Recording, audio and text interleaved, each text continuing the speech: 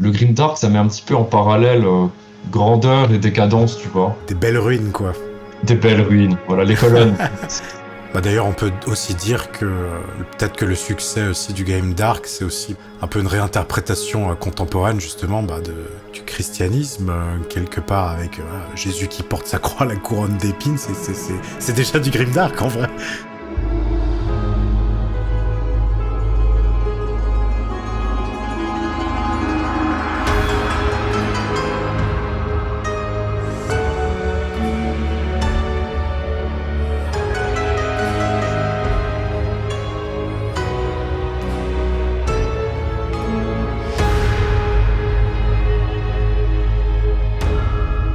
Bonjour à tous et bienvenue dans le Cercle Solaire, le nouveau nom de notre série d'entretiens. Aujourd'hui, avec Odysseus, on continue notre exploration des artistes et des créateurs dont le travail croise les grands imaginaires que nous abordons sur cette chaîne. La fantaisie, la mythologie, l'histoire, la culture populaire et l'esthétique grimdark. Et pour cet épisode, nous avons le plaisir d'accueillir Arivald, peintre professionnel et créateur de figurines spécialisées dans les univers grimdark, notamment ceux de Warhammer 40 000 et Trench Crusade. Salut Arivald. Salut Calcas. Salut, bienvenue Arivald. Salut Odysseus. Alors, première question, est-ce que tu peux te présenter pour ceux qui ne te connaissent pas et qui vont découvrir ton travail ? Ouais, carrément. Du coup, Arivald, fier représentant des Héliocrates, et je tiens l'atelier de modélisme du même nom, du coup l'atelier Arivald. Du coup, je me spécialise en peinture sur figurine à la commission, et aussi et surtout, je gère de l'impression 3D sur catalogue ou à la demande, et j'attache une importance toute particulière à choisir les univers sur lesquels je bosse et les sculpteurs avec qui je travaille. Ok. Et du coup, pour ceux qui sont pas familiers avec ce monde-là, même si je pense que la plupart des gens qui nous écoutent connaissent, donc toi, tu travailles principalement, pour des figurines de jeux comme Warhammer ou Trench Crusade. Donc c'est des petites figurines, petites, qui font, quelques centimètres, et qu'on utilise pour faire un jeu de plateau, quoi. Est-ce que tu peux éclairer ce que je dis ? Oui, effectivement. On parle d'armée en général. Dans le lexique, on parle surtout d'armée. Le modélisme, c'est l'ensemble de ces hobbies qui recouvrent la peinture et le jeu avec ces figurines-là. Moi, à titre personnel, je joue pas à aucun jeu. En revanche, le modélisme, c'est vraiment un truc. Et comme tu l'as souligné, je bosse surtout sur les jeux de chez Games Workshop, du coup Warhammer et tous ses dérivés, et beaucoup sur le petit nouveau Trench Crusade. J'imagine qu'on aura l'occasion d'en parler un petit peu. Ouais, on va en reparler. J'ai vu aussi du Morrowind aussi sur ta page Insta. Il y a quelques trucs exotiques aussi en plus. Ça, c'est mes petits plaisirs perso, effectivement. Tous les jeux qui m'ont marqué, les univers qui m'ont marqué, j'aime bien les manifester, quoi, et en tirer. Et les proposer, du coup, à tes clients. Non, pas forcément. Ça, c'est aussi quelque chose dont on va parler. Hélas, je peux pas tout proposer à mes clients. Tu sais, c'est quand même un domaine qui est hyper légiféré, quoi. Du coup, on fait pas ce qu'on veut. Oui, effectivement, il y a des questions de droit, de machin, je comprends. C'est ça. Ok, et justement, donc là, on a parlé un peu du côté technique et concret de ce que tu fais, mais déjà, oui, je vous invite à ceux qui ne le connaissent pas à aller sur sa page Instagram, donc atelier _ ou tiré du bas en français Arivald avec un H, pour aller voir ce qu'il fait sur Instagram, et vous allez voir que Arivald a un univers très particulier. Et justement, comment est-ce que toi, tu le définirais, cet univers ? Alors, j'aurais tendance à utiliser ce terme-là un peu bête et méchant de grimdark. C'est un terme qui fait bien le travail et qui est relativement à la mode, c'est clair. Le grimdark, on aura l'occasion un petit peu de détailler plus tard, j'imagine aussi.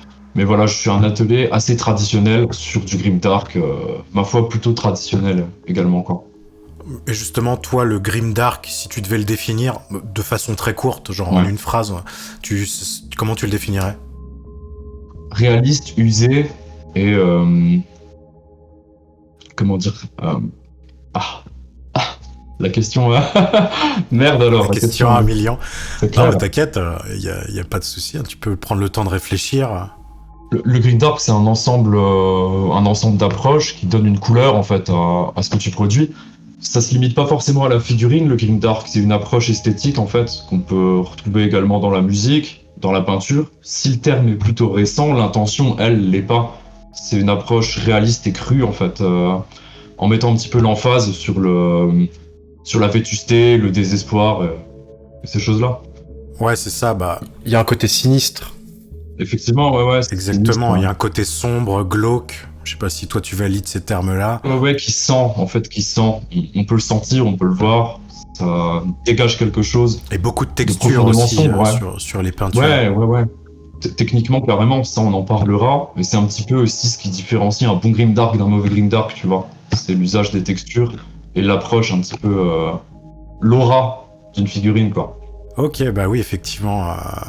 De toute façon, pour ceux qui ne voient toujours pas, ouais, allez sur sa page Instagram, abonnez-vous si ça vous plaît, et que vous regardez 2-3 images, vous allez tout de suite comprendre de quoi on parle. Ouais, c'est vraiment question d'ambiance, et le terme c'est vraiment un terme à la mode, tu vois. Ouais, mais qui est parfaitement explicite, je trouve que c'est... Et qui sonne bien. Grimdark, il y a une musicalité dans le mot. C'est un chouette mot, quoi. Effectivement. C'est directement cité, enfin sourcé de Warhammer 40 000. À la base, c'est eux qui ont vraiment... Le terme s'est formalisé avec eux, si je dis pas de bêtises, mais l'esthétique existait avant. Ouais, il avait juste pas de nom. Ok. C'est ça. Oui, d'accord. Ils avaient pas mis les mots dessus. Mais d'ailleurs, finalement, on va dire que ton œuvre en général, toutes tes figurines, tout ton univers, c'est vraiment un peu un retour à l'esthétique de Warhammer 40 000 ou même Fantasy des débuts, quand on regarde les illustrations d'époque, où il y avait quand même un peu plus cette crasse, cette texture qui a tendance peut-être un peu à se perdre avec le temps, avec des trucs un peu plus épurés, un peu plus propres. Ouais, bien sûr. J'imagine que vous comme moi, l'illustration de la V3 de Warhammer 40 000, ou ces fabuleuses illustrations de John Blanche avec les sœurs de bataille, ça nous a tous marqués profondément, je pense. Oui, justement, et t'as dit le nom, je crois que le terme, si je dis pas de bêtises, c'est vous les experts de Warhammer, hein, mais le terme Grimdark est venu justement des illustrations de John Blanche, donc qui était un illustrateur qui a travaillé pour Games Workshop et le jeu Warhammer, et donc qui a vraiment une couleur et une palette très particulière. Oui, carrément. Ouais, la fameuse palette Zorn avec ses teints rougeâtres, marron, sépia, beige. Ouais, il a laissé un bel héritage, en tout cas, de John Blanche, et il reprend du service. Donc, et pourquoi Zorn ? Quelques projets. La palette Zorn, Calcas, tu me poses une colle. Pas de souci. Je sais pas pourquoi la palette Zorn s'appelle la palette Zorn.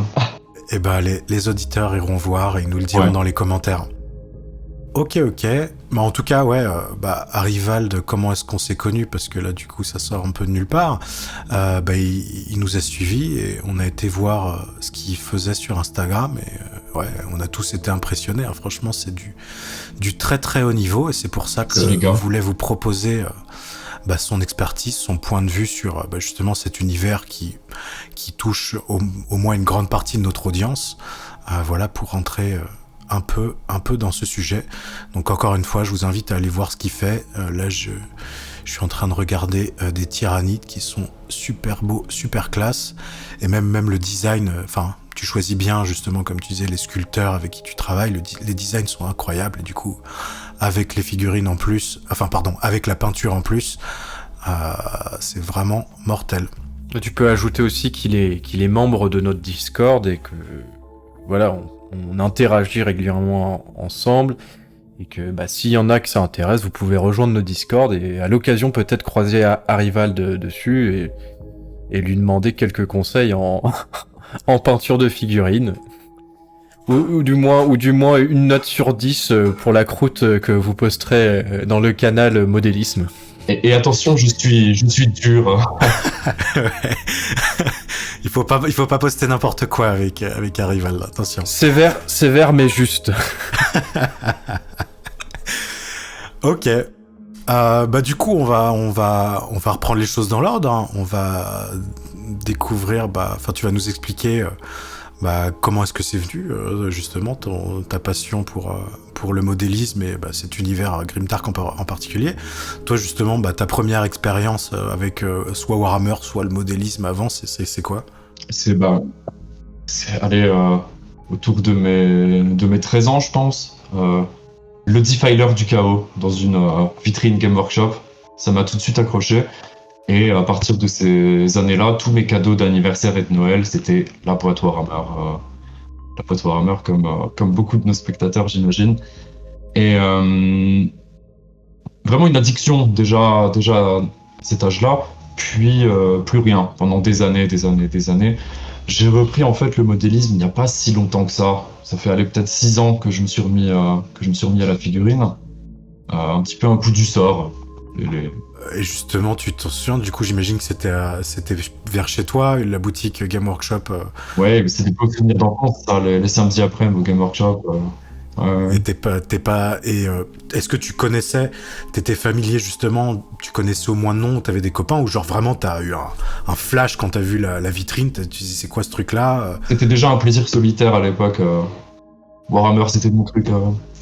Mais j'avais pas de copains dans Warhammer en fait, tu vois. Ça d'accord, je comprends, mais tu as dit que ton premier contact c'était le Defiler du chaos dans la vitrine.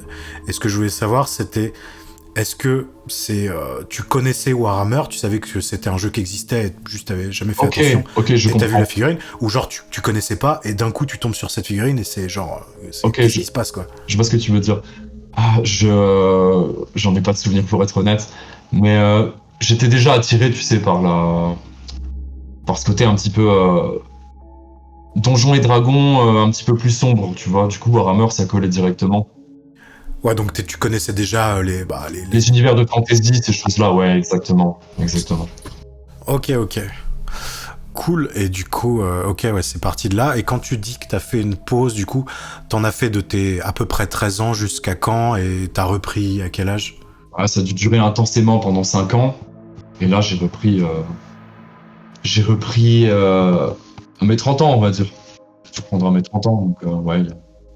Et du coup, t'étais joueur ou pas? Ouais, j'étais joueur. Enfin, j'ai joué une fois en Games Workshop. Et c'est une anecdote assez marrante, ça. À cette époque-là, Games, c'était dur. C'est-à-dire que tu te pointais pas avec des figurines pas peintes. Et je jouais des Iron Warriors, donc c'était de la bombe de Lead Bleacher avec... c'est une teinte pour les non-initiés. Avec un petit lavis et puis quelques touches de pinceau par-ci par-là. Mais mes socles n'étaient pas peints. Et tu t'es fait recaler? On m'a donné un ultimatum, quoi. Ouais, c'était la prochaine fois ils sont peints ou tu remets plus les pieds chez nous. Ah ouais, c'est pas donc, commerçant. Ils étaient durs à l'époque, ouais. Non mais du coup, on voit ce que donne un traumatisme d'enfance plusieurs années plus tard. Le mec devient peintre professionnel.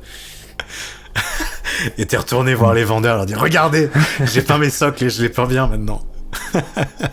Tu sais, j'y suis retourné, j'y passe de temps en temps aux Games. J'essaie d'entretenir des rapports au moins cordiaux avec eux, sachant que, étant un commerçant, un artisan du monde du divertissement, on pourrait imaginer que je suis sur leur plate-bande. Alors on fait deux choses différentes, tu vois. Eux, ils vendent une licence, ils le font bien, ils donnent des ateliers, des cours de peinture gratuits, où t'effleures un petit peu toutes les techniques. Moi, je suis bien plus spécialisé. Je vends des pièces qui ne sont pas des pièces Game Workshop, mais t'as toujours un petit peu ce côté. Tu vas chez Games en étant un de leurs concurrents. Parce qu'il faut. Ouais. Mais bon, je m'efforce d'avoir de bons rapports avec eux. Je suis un ami de Game Workshop, quoi, tu vois, dans l'absolu. Donc, donc j'y vais de temps en temps. Et figure-toi que le manager d'il y a 3 ans se rappelait de moi enfant, quoi. Ok, trop drôle. Ouais. Il avait vu le potentiel. Ouais, c'est ça. Mais ouais, ce que je disais, c'est que c'est marrant ce que tu disais que t'as fait une grande pause. Je fais un petit peu de modélisme à mes heures perdues, à un niveau infime par rapport à celui d'Arival, bien sûr, mais j'ai aussi une grande pause. Voilà, j'en ai fait peut-être 3 ans entre mes 13 et... entre 13 et 16 ans, quoi. Et j'ai repris beaucoup plus tard. Mais je me souviens, justement, la première fois que j'ai ouvert une boîte et l'odeur des peintures, tout ça. Toi, est-ce que tu te souviens... Ouais, c'est ça. Est-ce que tu te souviens de ta première peinture de figurine? Est-ce que tu as des anecdotes? Est-ce que tu as fait un travail ok, maintenant, avec le recul que tu as, ou c'était de la merde? Bah, j'ai récupéré mes premières figurines, tu vois. Elles sont dans un bac, là, dans l'atelier. Bon, c'est pas des belles figurines, hein, tu vois, c'est clair et net. En revanche, j'ai été assez agréablement surpris par des taux que j'avais peints peu de temps après. Je me suis dit, putain, c'est ok, quoi. C'est plutôt ok. Et j'avais pour projet du coup de reprendre ce fameux defiler, tu vois, que j'ai eu là, et, euh, et je l'ai gâché. Tu vois, je l'ai gâché, c'est justement quand je commençais à expérimenter un petit peu les techniques Grimdark, j'en ai trop mis. Bon, ça l'a pas fait, donc Ok, un sacrifice. d'accord. Et du coup, genre, tu l'avais décapé ou t'avais repeint par-dessus J'avais repeint par-dessus, puisque à l'époque c'était juste un coup de bombe, tu vois. Un Bon, spoiler. ah, d'accord, ok.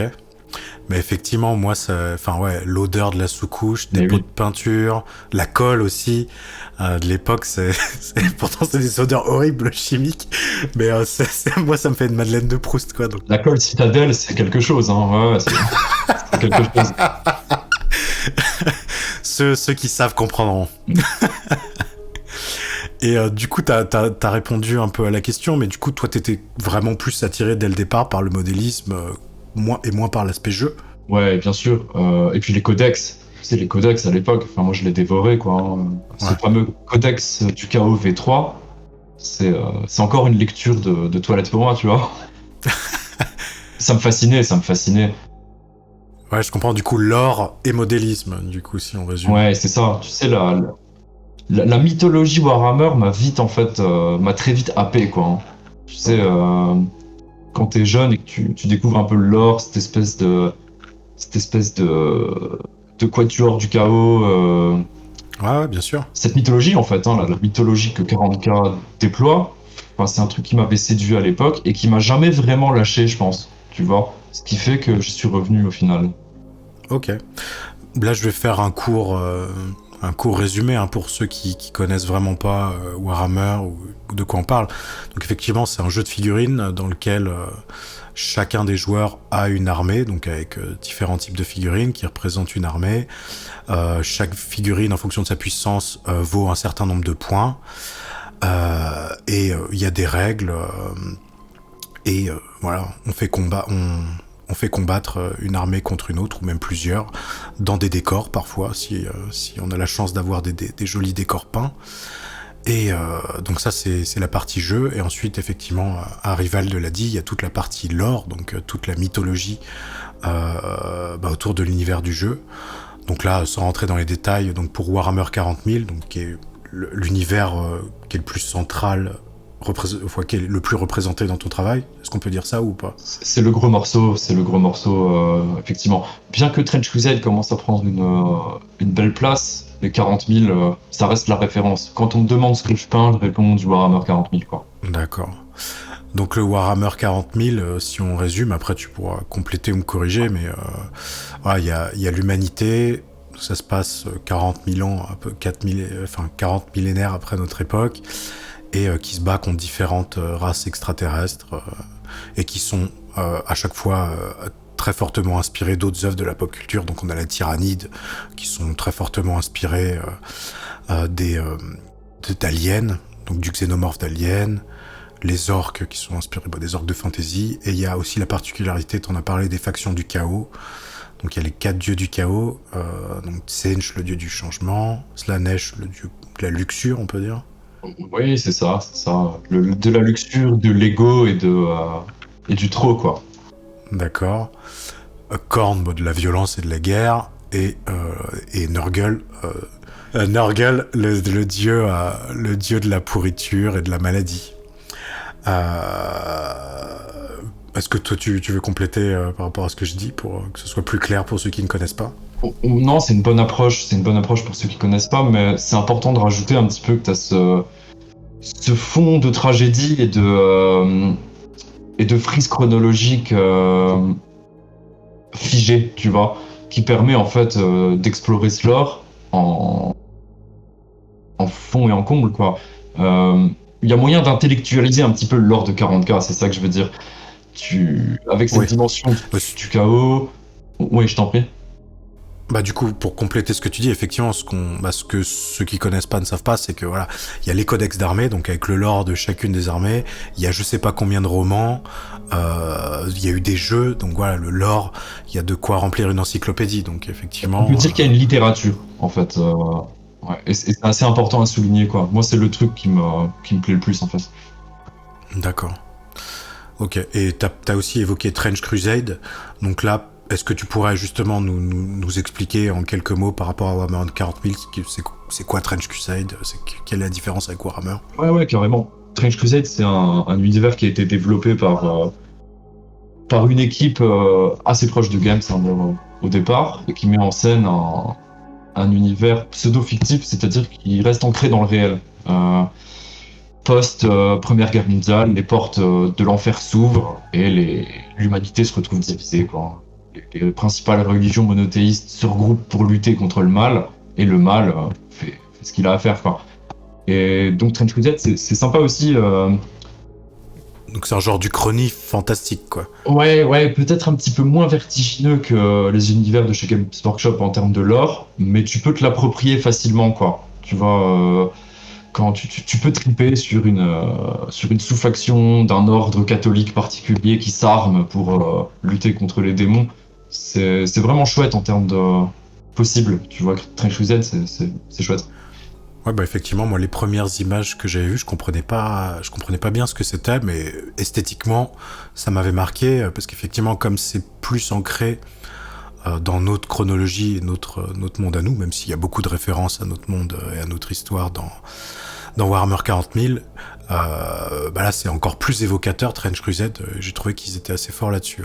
Ouais, c'est clair. Et puis quand on s'intéresse un petit peu à l'industrie du jeu, je m'y intéresse, hein, je suis obligé de suivre un petit peu tout ça. Ils ont quand même frappé fort Trench Crusade entre la levée de fonds initiale, quand le projet était encore en pur projet modélisme, et la levée de fonds finale pour le lancement du jeu. Je pense qu'on tient un record en fait, hein, Ouais. sur la levée de fonds, quoi. Ouais, il y a un emballage, les gens sont très très emballés, quoi, un engouement fou. Bah, encore une fois, pour que ceux qui ne connaissent pas ce monde-là, donc Warhammer, donc c'est un univers, et Warhammer 40 000 qui appartiennent à une boîte qui s'appelle Game Workshop et qui aujourd'hui est voilà, une entreprise énorme, quoi. C'est vraiment, elle est cotée en bourse et je crois qu'elle vaut plusieurs centaines de millions ou peut-être des milliards, hein, là, à vérifier si je dis pas de bêtises, mais ouais, c'est vraiment un truc très très gros. Et au contraire, Trench Crusade, donc comme tu dis, ça a commencé avec du financement participatif et c'est un peu c'est pas une licence libre, mais explique-nous un peu leur modèle. Ouais, alors le modèle au départ, Trench Crusade, c'est basé sur des illustrations de Franchina, Mike, qui est un bon illustrateur. Et le projet n'était pas de déployer un jeu au départ. Mais on a Thomas Piren, qui est un mec qui bossait chez Games, à qui on doit en totalité ou en partie Mordheim, notamment, que les amateurs connaissent assurément. Et donc ce gars-là a voulu en faire un jeu de plateau avec des règles, des gammes, un calendrier de sortie. Et ce qui était intéressant avec ce jeu-là, c'est que on appelle ça un jeu agnostique, un jeu de figurines agnostique. C'est-à-dire que tu joues avec ce que tu as, tu représentes ce que tu représentes comme tu peux en fait. Tu veux dire qu'il n'y a pas de faction établie, tu fais un peu l'armée que tu veux? Il y a des factions établies, mais tu utilises les modèles que tu veux. Ah, d'accord. Il n'y a pas de ligne de figurines officielle comme Game Workshop avec Citadel, etc. Où tu peux aller en magasin, acheter la boîte qui convient et qui représente précisément l'unité que tu veux représenter dans le jeu. Au départ, ouais. Ça va peut-être venir avec le temps, ça viendra peut-être. C'est en train en fait. Ok. C'est en train de venir là. Effectivement, au départ, tu avais une sélection de STL. Système intéressant aussi, en fait, ils ont tout misé sur le STL. Ouais, j'y viens. J'y viens. Ils ont tout misé sur le dématérialisé pour la distribution. Un STL, en fait, c'est un fichier d'impression. T'as ton Wave pour ton fichier audio. Ton STL, c'est le fichier que tu ouvres, en fait, sur ta machine, sur ton PC, pour visualiser ton objet 3D, quoi. D'accord. Et donc... Et qui permet d'utiliser des imprimantes 3D pour les imprimer, c'est ça. Ouais, c'est ça. Et du coup, Trench Crusade ont tout misé sur la sortie de STL, donc des listes d'armées qui collaient avec les factions établies, et les ont vendues, en fait, au moment de la levée de fonds, que tu puisses, toi, de ton côté, imprimer ce qu'il fallait. Mais tout n'était pas exhaustif par rapport à factions existantes. Donc il y avait quand même une ligne officielle, donc il fallait utiliser leur STL à eux, normalement. Exact. D'accord. Avec là aussi une petite nouveauté en termes de business, c'est-à-dire les STL étaient dans la nature et En revanche, ils insistaient quand même pour que tu achètes les fichiers avant de te les faire imprimer. Et c'est marrant parce que les gens ont vraiment accroché à ce principe moral-là, quoi. Tu avais une vérification systématique des clients, quoi. Sur est-ce que tu possèdes les fichiers, je les achète pour les faire imprimer. Et j'avais jamais vu autant d'honnêteté, en fait, que sur le lancement de ce projet-là. C'était un beau projet, donc je pense que voilà, le but c'était que ça prenne, et donc quand c'est des passionnés... Je pense aussi, parce que le marché du STL, c'est un peu sauvage, quoi. C'est un peu la jungle. Des fichiers, il y en a partout. Les sculpteurs ont vraiment du mal, en fait, à tenir leur gamme, puisque tout ce que tu peux trouver sur Internet se retrouve très vite sur les réseaux, en fait, pirates. Hein. Ouais. Donc, Et toi, quand tu disais que tes clients, du coup, voulaient s'assurer que tu avais les STL, donc le principe, c'est que toi, tu achetais les STL à la société qui a Trench Crusade, et tu avais les STL officiels, et tu faisais des impressions à partir de cela, c'est ça? Et non, c'est que chaque client doit posséder les fichiers lui-même, envoyer ses fichiers et les faire imprimer. Tu vois la nuance? D'accord, j'ai compris. C'est la première fois que je voyais autant d'attention portée à ce truc-là, quoi. D'accord, ok. Ouais, donc chaque client est propriétaire. Ouais, c'est ça. C'est un peu le même principe que les ROM pour les émulateurs, où en fait t'as le droit de posséder une ROM si t'as la version physique à côté. Donc là t'as un peu le truc inverse, t'as le droit de posséder la figurine si tu possèdes la version dématérialisée dans ton ordinateur, quoi. C'est ça, sachant que ça, bon, en théorie, ça devrait être le cas permanence. Ouais. Mais, ouais. En théorie. En théorie. Mais du coup, en termes de pricing, parce que justement, un truc aussi qui est connu avec Warhammer, c'est que c'est un sport onéreux, hein, on va dire, un hobby onéreux. Voilà, une boîte de je sais pas, même pas 10 Space Marine, on est tout de suite à du 35 €. Justement, le pricing des STL de Trench Crusade, ça ressemblait à quoi plutôt? Ouais, et 35 €, non, 35 € il y a quelques années, je pense. On est plutôt sur 50 € maintenant, tu vois, pour une boîte de 10 Marines, ça. Je suis en retard par rapport à l'inflation. Ouais. Trench Crusade, c'est... Au final, en considérant le prix des STL et le prix de ton impression, c'est un petit peu moins cher, mais si t'es équipé, en fait, ça te coûte bien moins cher. Trench Crusade, c'est un jeu qui est bien moins cher. Mais pour un lambda comme moi, donc mettons que j'achète le STL et faut que je paye une impression pour l'équivalent d'un petit corps de Space Marine, enfin d'une escouade de Space Marine. Tu seras un petit peu en dessous quand même, D'accord. Mais Trench Crusade n'est pas forcément le meilleur exemple pour faire cette comparaison-là. Tu sais, il y a pas mal d'autres jeux qui ont des figurines en boîte. Oui, bien sûr. Et tout est en dessous de Games. Hein. Voilà. Games sont vraiment les plus chers, quoi. Ok. Bon après, pour les modélistes et les joueurs du dimanche, le prix aussi justifie par le fait que c'est super facile. Enfin voilà, c'est vraiment des Lego, c'est super facile à monter, à coller, etc. Ouais, ouais, je me fais un peu l'avocat du diable là-dessus. C'est que, bon, c'est considéré comme un divertissement, tu vois. Quand tu vas au Cinoche, qu'avant tu te manges un burger ou que sais-je et que tu bois un coup après, tu vois, tu jouis de tes 3 heures de divertissement et t'auras payé tes 30-40 balles. Donc, au final, ta boîte de Space Marine ou assimilée, t'en tireras une satisfaction plus grande, plus longue. Et puis, c'est pas des jouets, tu vois. Moi, ah oui, bien sûr. Le modélisme, je le vois de cette manière-là. Et c'est ce qu'avec l'atelier Arrival, j'essaie un peu de transmettre. Ouais. C'est des choses précieuses, tu vois. La figurine, c'est quelque chose de précieux. Je le considère plus comme de la joaillerie que comme un objet jetable, tu vois, hyper éphémère. Donc le prix, bien sûr, il se défend en fait, hein, tu vois. Ah oui, non, moi je dis pas le contraire, de toute façon, ça c'est ce que je dis toujours, la blague c'est, tu dis, t'as payé 50 balles pour 10 grammes de plastique, faut payer le mec qui a fait les règles, l'illustrateur, le concept artiste, le designer, celui qui a fait la grappe, etc. Donc tout ça, ça a un coût, bien sûr, donc effectivement, moi je sais pas du tout pour dénigrer que je dis ça, le coût... C'est bien. Après, il faut qu'ils fassent leur marge et leurs bénéfices, hein, bien sûr, mais... le coût n'est pas complètement aberrant. Et puis donner de la valeur aux choses, c'est important aujourd'hui aussi de le faire, et ça peut passer par là, quoi. Ça peut passer par là. Bien sûr, bien sûr. Bah, de toute façon, après, la valeur, elle est déterminée par celui qui achète. Hein. Si celui qui veut. Après, l'aspect jouet, ça, pour certaines personnes, je sais pas, hein, c'est une théorie, mais ça vient peut-être aussi des des techniques de prédation et de commerce agressif des vendeurs Game Workshop dans les années 2000. Ça va balancer les dossiers. Là. Ah bah qui quand même, enfin je pense qu'Arivald aussi a dû connaître de rentrer dans un Game Workshop quand t'es ado, voire enfant. Moi j'ai commencé quand j'avais à peu près 10 ans.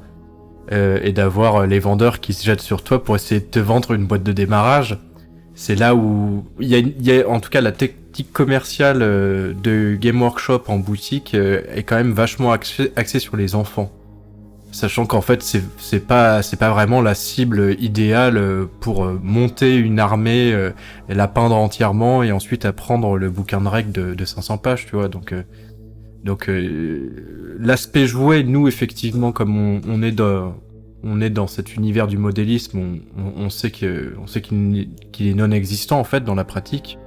Mais je sais pas, pour d'autres générations, pour nos parents par exemple qui ont dû payer les figurines, ils se disent sûrement qu'effectivement ça fait cher le jouet. Ouais, t'as raison. Et puis à la fois sur les techniques commerciales et puis sur les productions récentes aussi. Hein. Tu vois, on se rapproche du jouet. Quelle ne fut pas ma surprise de voir des livres pour gosses dans une vitrine Game Workshop, tu vois. Des livres sur les taux, tu sais, ou sur les orques, littérature enfant, quoi, tu vois. Ouais, c'est vrai que maintenant il y a de la littérature, il y a des romans jeunesse et peut-être young adultes, mais dans l'univers de Warhammer, en mode le club des 5, quoi, mais le club des 5 déjoue Nurgle ou des trucs dans ce genre-là, quoi. Ouais, c'est ça, et puis même sur la trame narrative, c'est le fait de casser un petit peu ce côté fresque figé, ça a tendance à infantiliser un peu le tout. Je pense. Ce qu'ils ont fait avec Warhammer Fantasy d'ailleurs. Ouais, carrément. Quand ils sont passés en. Donc à la base, Warhammer Fantasy c'était un monde figé de fantasy classique qui était un peu un amalgame de plein de trucs de fantasy, donc de Elric, de Seigneur des Anneaux, etc. à leur sauce.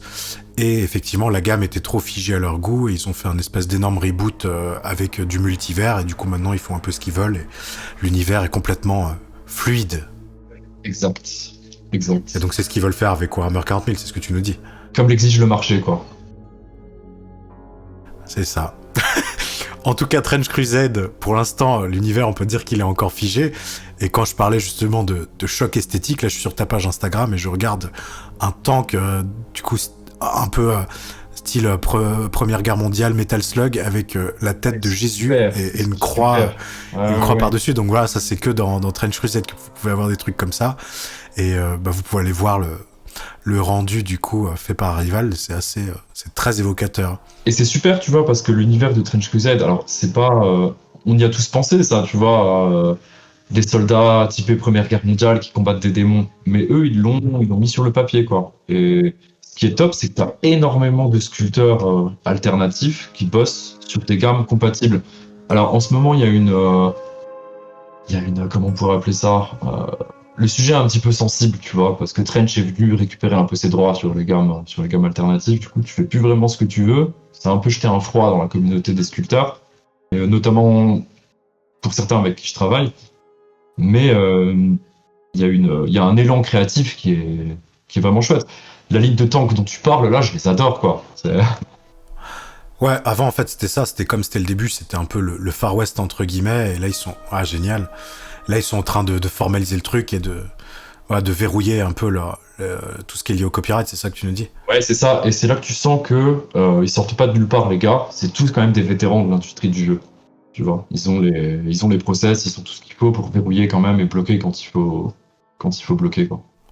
Ouais, après, justement, du coup, pourquoi c'est esthétiquement incroyable, tu parlais de pourquoi esthétiquement, ouais, c'est assez fou, Trench Crusade, donc celui qui a fait les premiers concept art, hein, c'est ça, donc si je me trompe pas, Mike Franchina, ouais, c'est ça. On voit, il a bossé chez Blizzard, je crois, sur Diablo, pour Pass of Exile, tout ça, sur le MMO d'Amazon aussi, New World, donc ouais, c'est du lourd, et en tout cas, ouais, l'univers, du coup, qui part de ses premières illustrations, est très cool à cause de ça, je pense. Ouais, et puis il s'entoure de plus en plus de gars qui viennent des grands noms, tu vois.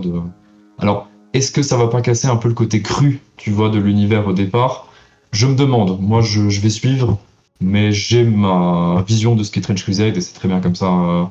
Je suis moins fan des derniers apports esthétiques, tu vois, à l'univers. Mais en tout cas, voilà, c'est un petit peu comme 40K, on peut se l'approprier, tu vois, ce truc-là. Et Oui, oui. Ceux qui voudront en faire le club des 5 et Fantomette le feront, et ceux qui c'est veulent ça. Exact. un truc hardcore pourront garder leur truc à eux. Ouais, Ok. exactement. D'ailleurs, on parlait de John Blanche en début, je rebondis dessus, effectivement, Trench Crusade, du moins dans ses débuts, donc peut-être que là tu nous dis que ça commence peut-être à évoluer, mais pour moi, esthétiquement, il y avait aussi un vrai retour à l'esthétique des illustrations de John Blanche de l'époque, et c'était peut-être justement l'argument marketing un peu nostalgique qui a permis de faire décoller le projet. Ouais, carrément, carrément. Et puis le fait que Trench Crusade décolle, c'est, ça colle aussi avec la suprématie du grimdark dans le monde de la peinture maintenant, tu vois. Parce que des peintres grimdark qui apparaissent, il y en a des tonnes. Là aussi, je suis un petit peu dur sur le sujet, quoi. Comme dit, le grimdark, c'est une approche générale, tu vois, de la texture. Il faut que tu puisses sentir ce qui se dégage de ta figue, de la scène que tu essaies de créer. Et sur un plan purement technique, bah, le grimdark comme des facilités, tu vois, en termes de peinture. Et qui dit facilité dit nombre et dit vitesse d'exécution. Et là, tu as de plus en plus de comptes de peintres grimdark qui fleurissent pour des rendus qui sont tous les mêmes techniques, les mêmes produits utilisés et la même simplicité dans l'approche. Et moi, ça m'agace un petit peu en fait. Ouais, il y a une uniformisation des techniques et pas les meilleures selon toi, c'est ça? Ouais, l'entrée en fait, l'entrée en matière, tu vois. Après, du coup, c'est comme dans toutes les disciplines artistiques, les bons sortiront forcément du lot justement par leur approche unique et créative. Donc, c'est quelque part c'est normal, non? C'est sûr, mais là où tu avais tendance, sur une discipline peu pratiquée, à être souvent agréablement surpris, tu vas avoir des jolies choses. Là, tu te retrouves noyé en fait sous un flux de trucs qui sont tous les mêmes. Et D'accord. il y a moins de place en fait, tu vois. Je comprends. Oui, en fait, c'est accessible de rentrer, de commencer dans une approche grimdark pour tout le monde parce qu'il y a toute cette histoire de patine, de crasse, etc. qui fait pour les moins bons que ça pourra aider un peu. Quoi, ouais, ça fait la blague, ça cache un peu les vices et les défauts. Mais une fois qu'on veut s'y mettre vraiment sérieusement et qu'on veut contrôler cette patine et cette crasse, bah là, du coup, c'est un niveau autre quand même de maîtrise et de technique. C'est ça. Ok. Et justement, là, je reviens quand même encore un peu dans le passé avant qu'on parle du présent. Donc là, tu nous as dit ton premier contact avec Warhammer, avec ce fameux Defiler du chaos.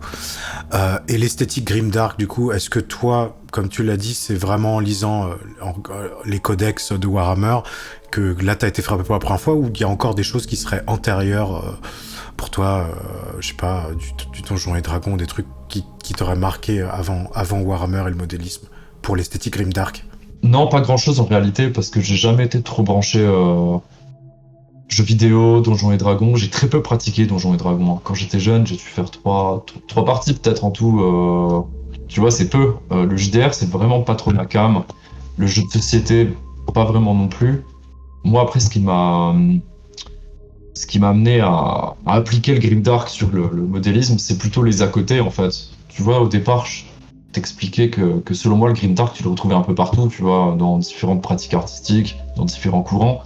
Moi, c'est davantage la musique, surtout, tu vois, l'illustration, sur des domaines particuliers qui m'ont amené à le transformer sur un atelier, tu vois, sur un établi. D'accord. Et ça marche. Et toi, qu'est-ce que tu dirais si c'est dur, hein, ce que je demandais, mais qu'est-ce qui t'attire justement dans cette esthétique-là? Qu'est-ce qui résonne particulièrement avec toi? Ouais, bah c'est comme pour la musique, tu vois, et les courants qui m'intéressent. Le grimdark, ça met un petit peu en parallèle grandeur et décadence, tu vois. T'as ce côté armure lustrée, décrépit, tu vois, ou gloire morte, Ouais. tu vois, ces choses-là. Des belles ruines, quoi. Des belles ruines, voilà, les colonnes. C'est ce qui me plaît, tu vois. C'est ce qui me D'accord. plaît. Ouais, je comprends tout à fait. Ok.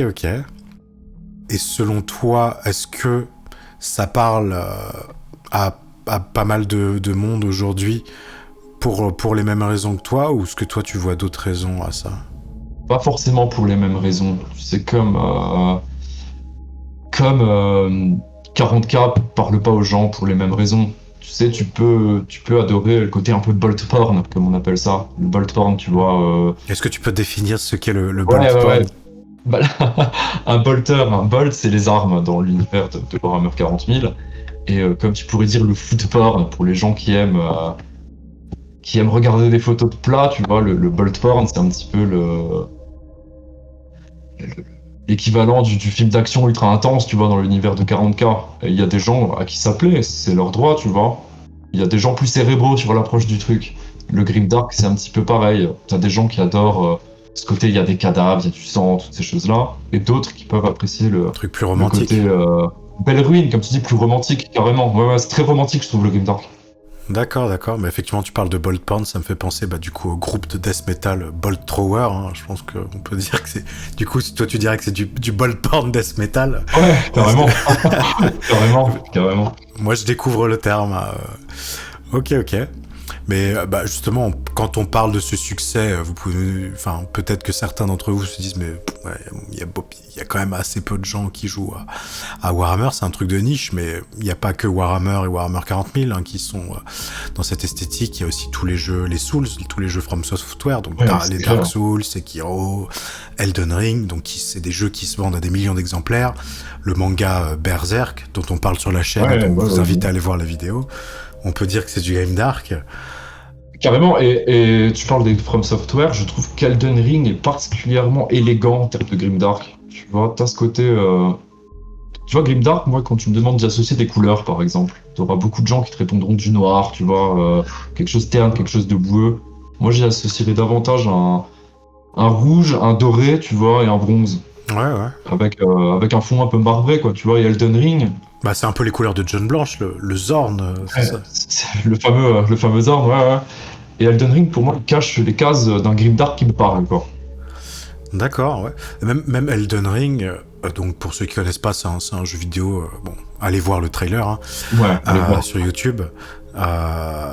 Mais il y a aussi un côté lumineux, tu vois. C'est pas que les égouts et la rouille et tout ça. Il y a aussi un côté, romantique et lumineux, mais lumineux sombre entre guillemets à la fois, et qui peut aussi être présent dans Warhammer. Bien sûr, bien sûr, bien sûr. Est-ce qu'il y a d'autres grosses œuvres comme ça de pop culture, grimdark C'est le côté gothique aussi un peu en fait. Le côté romantique, c'est le côté gothique du grimdark. Mais d'ailleurs, on parlait de Berserk, en regardant un peu du coup ce qu'il y avait sur ton store Etsy à Rival, il y a quand même beaucoup de figurines Trench Crusade qui ont un peu ce côté Berserk, moment de l'éclipse, Les apôtres. Élite, etc. Ouais, un peu. Ouais. Avec les Il faut croire que les sculpteurs aiment les mangas, quoi. Hein. C'est... De toute façon, oui, c'est un monde que tout le monde a un peu les mêmes influences. Hein. Ouais, c'est clair, c'est clair. Après, moi, j'apprécie justement quand il y a des regards un peu nouveaux. Il y a un gars avec qui je bosse, j'en profite, je parle de lui un petit coup. Mathieu de Bizarre, c'est l'art miniature. Ça, c'est un mec, un Parisien qui bosse dans l'animation. Il fait des poupées, tu sais, pour le cinéma, ce genre de choses. Donc, D'accord, ok, trop cool. une approche super. Est-ce que tu peux redire son nom un peu plus doucement? Bizarre, c'est l'art miniature. D'accord, ok. Il a une page Instagram. Ouais, carrément. Et ce gars-là a une approche hyper folk horror, tu vois. Oui, je vois. Tous ces trucs à la The Wicker Man et compagnie. Ouais. Et ça a vraiment une bonne touche, c'est assez original, tu vois. Ok. Donc tout ça pour dire que les influences sont pas forcément les mêmes. C'est pas toujours Berserk, les Souls. T'as des gars qui sortent du lot et j'apprécie dénicher ces gars-là, quoi. Sur mes gammes. Ok. Est-ce que dans les autres œuvres de pop culture, est-ce que par exemple la bande dessinée Requiem, ça rentrerait dans du grimdark? Ouais.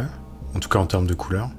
Ouais, c'est ça, c'est parce que pour moi ça me fait penser à des couvertures de Warhammer. Tu vois. Mais il y a un peu moins le côté texture.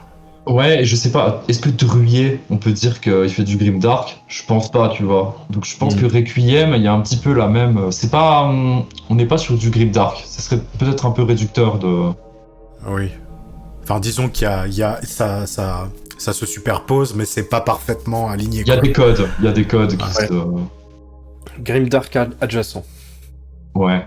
Et du coup, est-ce que toi, t'expliques le succès justement du Grimdark, même si tu dis que chacun il trouve son compte pour différentes raisons, est-ce que toi tu vois quand même des patterns est-ce que tu te l'expliques ou pas spécialement? Pas spécialement. Après, tu vois, je me faisais la réflexion là récemment. Je me disais, les gens qui apprécient le Grimdark sur le modélisme et les à côté correspondent forcément à des archétypes culturels que j'imaginais, tu vois. Ils écoutent peut-être du métal, peut-être même du black metal, tu vois, ce genre de choses-là. Et quand tu prends Carlos Billis, c'est une des plus grosses influences Grimdark pour moi. Lui, il a vraiment une touche John Blanche. Sachant C'est qu'il qui? se culte. C'est qui, Carlos? Carlos Billis, c'est un mec du Grimdark Compendium, qui est un petit peu la plateforme en ligne qui a popularisé les techniques Grimdark. Hyper intéressant pour ceux qui veulent s'y mettre et découvrir le côté purement technique. C'est un peintre de figurines, du coup. Ouais, c'est un peintre de figurines. J'aurais dû commencer par là. C'est un peintre de figurines et il fait beaucoup de conversions aussi. C'est-à-dire avec des matériaux, il bricole les figurines sur lesquelles il bosse. Et ce gars-là est pas du tout dans ces scènes, là, metal, black metal. Tu vois, presque c'est comme si t'avais du reggaeton publié sur ses vidéos de figurines. Tu vois, il a un côté... Et bah, il a détruit le cliché en tout cas, l'idée que je me faisais des archétypes Grimdark, quoi. D'accord, ok, donc ouais, ça peut vraiment parler à des personnes qui sont complètement différentes, quoi. Ouais, exact.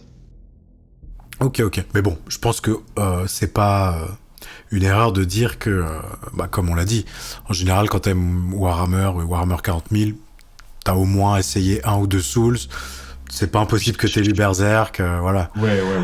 Et que t'écoutes du métal, voire du black metal. Ok. Cool. Et ouais, moi justement, pour finir sur cette question, effectivement, le côté ruine gothique et romantique, ça résonne peut-être avec nous parce que c'est aussi ce qu'on voit quand on se balade, quoi, quand on voit les églises. Nous, on a l'habitude de les voir grises, poussiéreuses, avec la vieille pierre, alors que quand elles ont été construites, c'était pas du tout cette ambiance-là. Mais ou même voir pour certains. Enfin, moi, j'ai eu l'occasion de me balader dans des ruines d'abbayes. Il y a un côté justement très évocateur et merveilleux. On a l'impression de passer un seuil et de basculer dans un autre monde. Et je pense que c'est ça aussi qui parle à la plupart d'entre nous. Absolument. Ouais, absolument. Ouais. En tout cas, je suis très content que ces œuvres existent. Ok. Bon, du coup, maintenant, on va passer justement plus sur le concret. Comment tu travailles, tes influences, tout ça. Donc justement, toi, on l'a déjà un peu évoqué, mais si tu devais donner des grosses influences artistiques qui seraient, justement, en général, c'est pas forcément que de la peinture, ce serait qui pour toi, tes piliers? Ouais. Alors, justement, tu vois... Comme expliqué, il y a le Grimdark, c'est un ensemble de choses. Donc mes influences vont être dans la musique, la peinture, tu vois, toutes ces choses-là. Sur l'approche purement picturale, moi je suis hyper fan de Gustave Moreau par exemple. Tu vois, Max Ernest, Bosch, tu vois, sur la peinture. J'ai des goûts assez classiques, tu vois, en la matière, mais c'est des choses qui ont un impact, je trouve, en tout cas qui me plaisent bien. Les Caravages aussi, tu vois, c'est un truc que j'adore. Des goûts classiques pour ceux qui connaissent, voilà. Mais voilà, c'est quand même, pour le commun des mortels, c'est déjà assez pointu. Ouais, ok. Et au-delà du trait, j'aime aussi le principe de la forme qui explique le fond. Par exemple, Malevich, tu vois, ce genre de choses-là. Des trucs hyper impactants où c'est davantage l'intention que le rendu qui parle. Tu vois ce que je veux dire? Et ça, on peut l'appliquer à la peinture Grimdark, je pense, tu vois. Imagine un fond noir avec une croix rouge plaquée dessus, c'est quelque chose qui parle à fond, tu vois, qui est très puissant comme symbole. Tu peux le retrouver dans des artistes du suprématisme, quoi. Sinon, toute l'iconographie orthodoxe, c'est un truc qui me parle vachement aussi. Le Trench Crusade. Ouais, esthétiquement, l'esthétique catholique est très forte, mais les orthodoxes, c'est aussi du haut niveau. c'est clair. Et ça, Trench QZ, c'est en abreuve à fond, quoi, tu vois.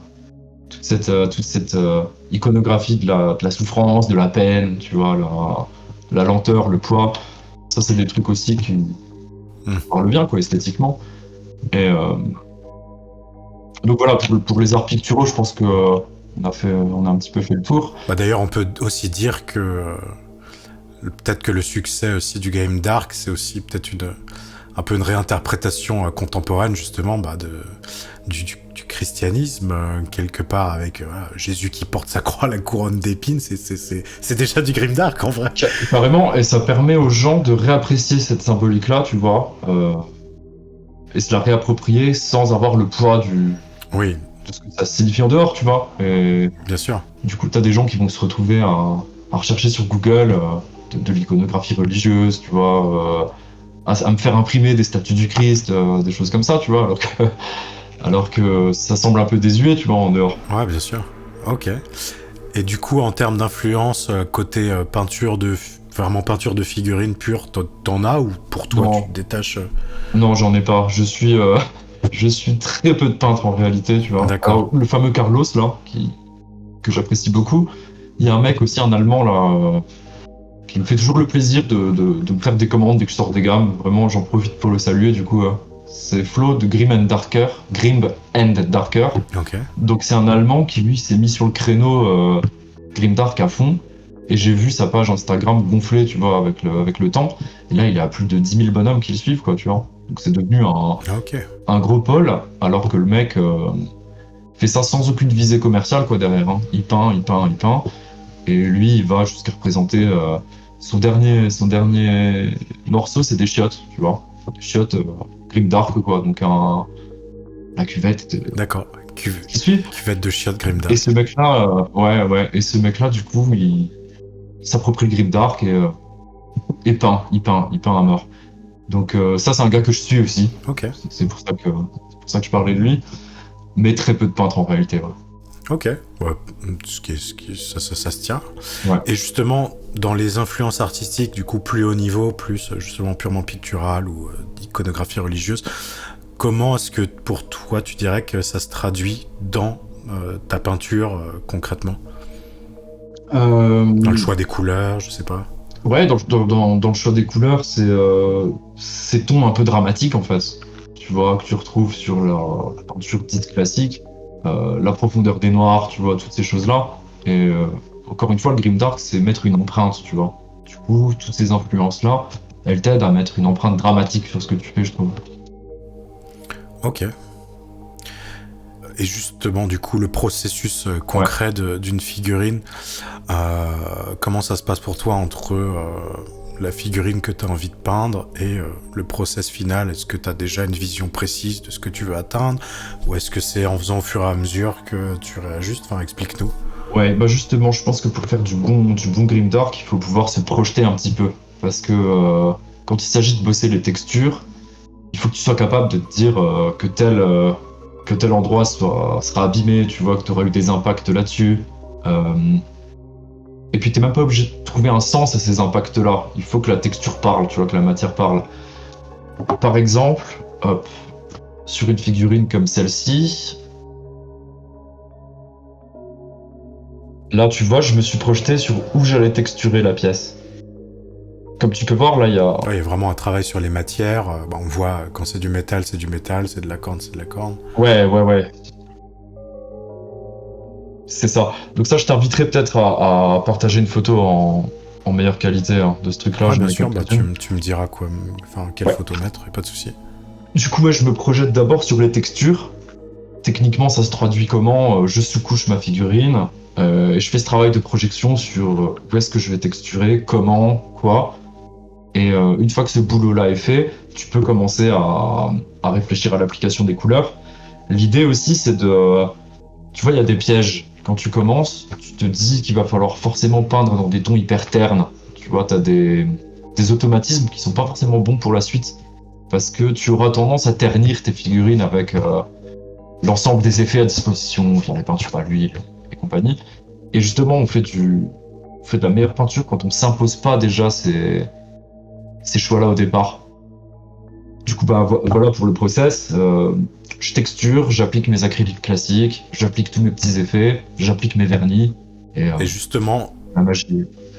moi, c'est ce qui m'interpelle justement la première fois que j'ai vu des figurines en Grimdark, c'est tout ce travail sur les textures, parce qu'on a vraiment l'impression, donc à la base, la figurine, c'est du plastique ou du... c'est quoi déjà le nom de la matière? La résine, ouais, de la résine. De la résine, voilà, de la résine. Ouais. Et une fois que c'est peint, on a vraiment l'impression de voir du bronze qui est resté 200 ans sous l'eau. Donc justement, Ouais. comment est-ce que c'est fait déjà? Et justement, c'est quoi tes techniques, sans rentrer trop dans le détail, mais pour les différentes matières, comment est-ce que tu arrives à créer ce truc très tactile? Bah t'as une palette immense, tu vois, de techniques. Je vais en donner quelques-unes, celles que j'utilise le plus. Déjà, le choix de ta couleur acrylique de base pour un bronze, tes nuances de bronze, t'en as des centaines, tu vois. Choisir le bon, c'est pas trop terne, un bronze qui a un peu d'impact, puis avec des effets de vieillissement. C'est souvent des peintures à l'huile traitées, tu vois, ce qu'on appelle les énamels. C'est hyper commun le terme dans la gamme des produits qu'on peut utiliser. C'est de la peinture à l'huile prête à l'emploi, tu vois, déjà préparée. Et ces produits-là via une technique réductive, c'est-à-dire que tu l'appliqueras sur ton modèle et tu viendras enlever l'excédent, puis par zone, venir retirer du produit pour laisser apparaître, tu vois. Quand tu dis retirer concrètement, ça c'est comment? Avec un chiffon? Un coton-tige, ton doigt, un pinceau. Moi je sais que je passe beaucoup au pinceau plutôt qu'au coton-tige. Et une fois que tu auras opéré ce vieillissement en fait via un produit, et ben là tu passes d'un rendu un peu plastique et factice à quelque chose de bien plus réaliste, tu vois. L'exemple que tu donnes du bronze vieilli sous l'eau, ça c'est on est pile poil dans ce que j'explique là, quoi, tu vois. Et ensuite, tu peux utiliser il y a toute une gamme de produits un peu techniques qui réagissent à l'eau, qui viennent d'ailleurs du cinéma au départ, tu vois, pas du monde de la peinture sur figurine, mais qu'on a su adapter en fait à la peinture sur figurine pour donner ces effets de bronze, de patine, d'oxydation. Après, c'est aussi, c'est pas, enfin, du coup, pour ceux qui connaissent pas vraiment, c'est pas juste, on applique un produit magique qui va faire le truc, c'est la combinaison de, je sais pas, c'est quoi pour toi le plus de combinaisons pour avoir un effet que tu peux avoir entre justement les peintures, les différents produits et tout? 5, 10 trucs que tu vas... Ouais, je réfléchis. Donc tu commences avec tes acryliques de base, tu peux éventuellement appliquer un vernis, tu peux utiliser une huile pour faire un filtre, puis revenir pour faire... pour faire une espèce de pin wash, c'est-à-dire utiliser une peinture très diluée qui va rentrer dans les creux, tu vois. D'accord. Je croyais que ça s'appelait un lavis, mais... Ah, le lavis c'est différent, c'est le principe d'appliquer, tu vois, mais... D'accord. Le pin wash c'est plus précis, ça peut être sur tes rivets également, tu vois. Oui, d'accord, bref, ok. On est déjà à 5, tu peux rebosser avec des vernis, réutiliser des vieillissements, on peut monter à 7, ouais, 7 couches, je pense. D'accord, ok, ouais. D'accord. Et si t'avais des... Pour les gens qui veulent se lancer, par exemple, tu as des chaînes YouTube ou autres que tu conseillerais particulièrement, pas forcément dans le grimdark, mais en tout cas dans la peinture de figurines. Est-ce qu'il y en a quelques-unes où tu trouves qu'ils se détachent un peu du lot et ils donnent les bonnes informations le fameux grimdark compendium, là, hein, qui envoie du lourd. Hein, tu peux apprendre ce que tu as à apprendre en regardant cette chaîne-là, tu vois. Et si tu mets quelques euros en plus pour t'abonner, alors là, tu ressors formé, quoi. Que cette chaîne-là, je la recommande. Après, certainement d'autres sur l'approche de la peinture un petit peu plus traditionnelle, mais j'ai moins de conseils sur ce domaine-là. J'ai plus les noms en tête. Il y a quelques mecs qui assurent forcément, mais celui qui veut les trouver les retrouvera assez facilement. Et Grimdark Compendium, si je me trompe pas, ils ont leur propre gamme d'huile, de peinture, de pinceaux, de trucs comme ça. Tu les as testés, t'as testé ce matos-là ou pas?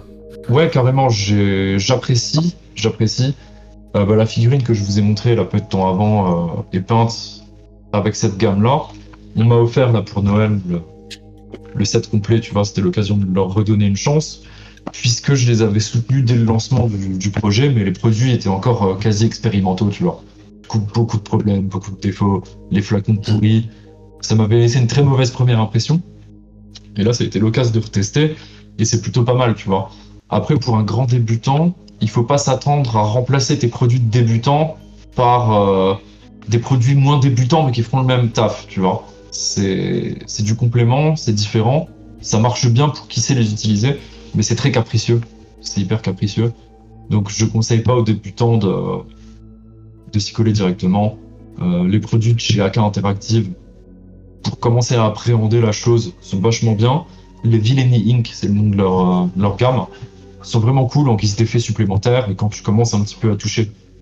Et le conseil là que je donnerais même aux débutants, c'est un peu un conseil aigri, tu vois, c'est de se refocaliser un peu sur les techniques acryliques avant de commencer à vouloir utiliser des huiles partout. C'est quoi les techniques acryliques? Les techniques de base, l'approche de base de la peinture, tu vois, les lumières, D'accord, ok. les transitions, ces choses-là. Avec les gammes de peinture habituelles de Citadel, de Valero, Prince Auguste, Army Painter, etc.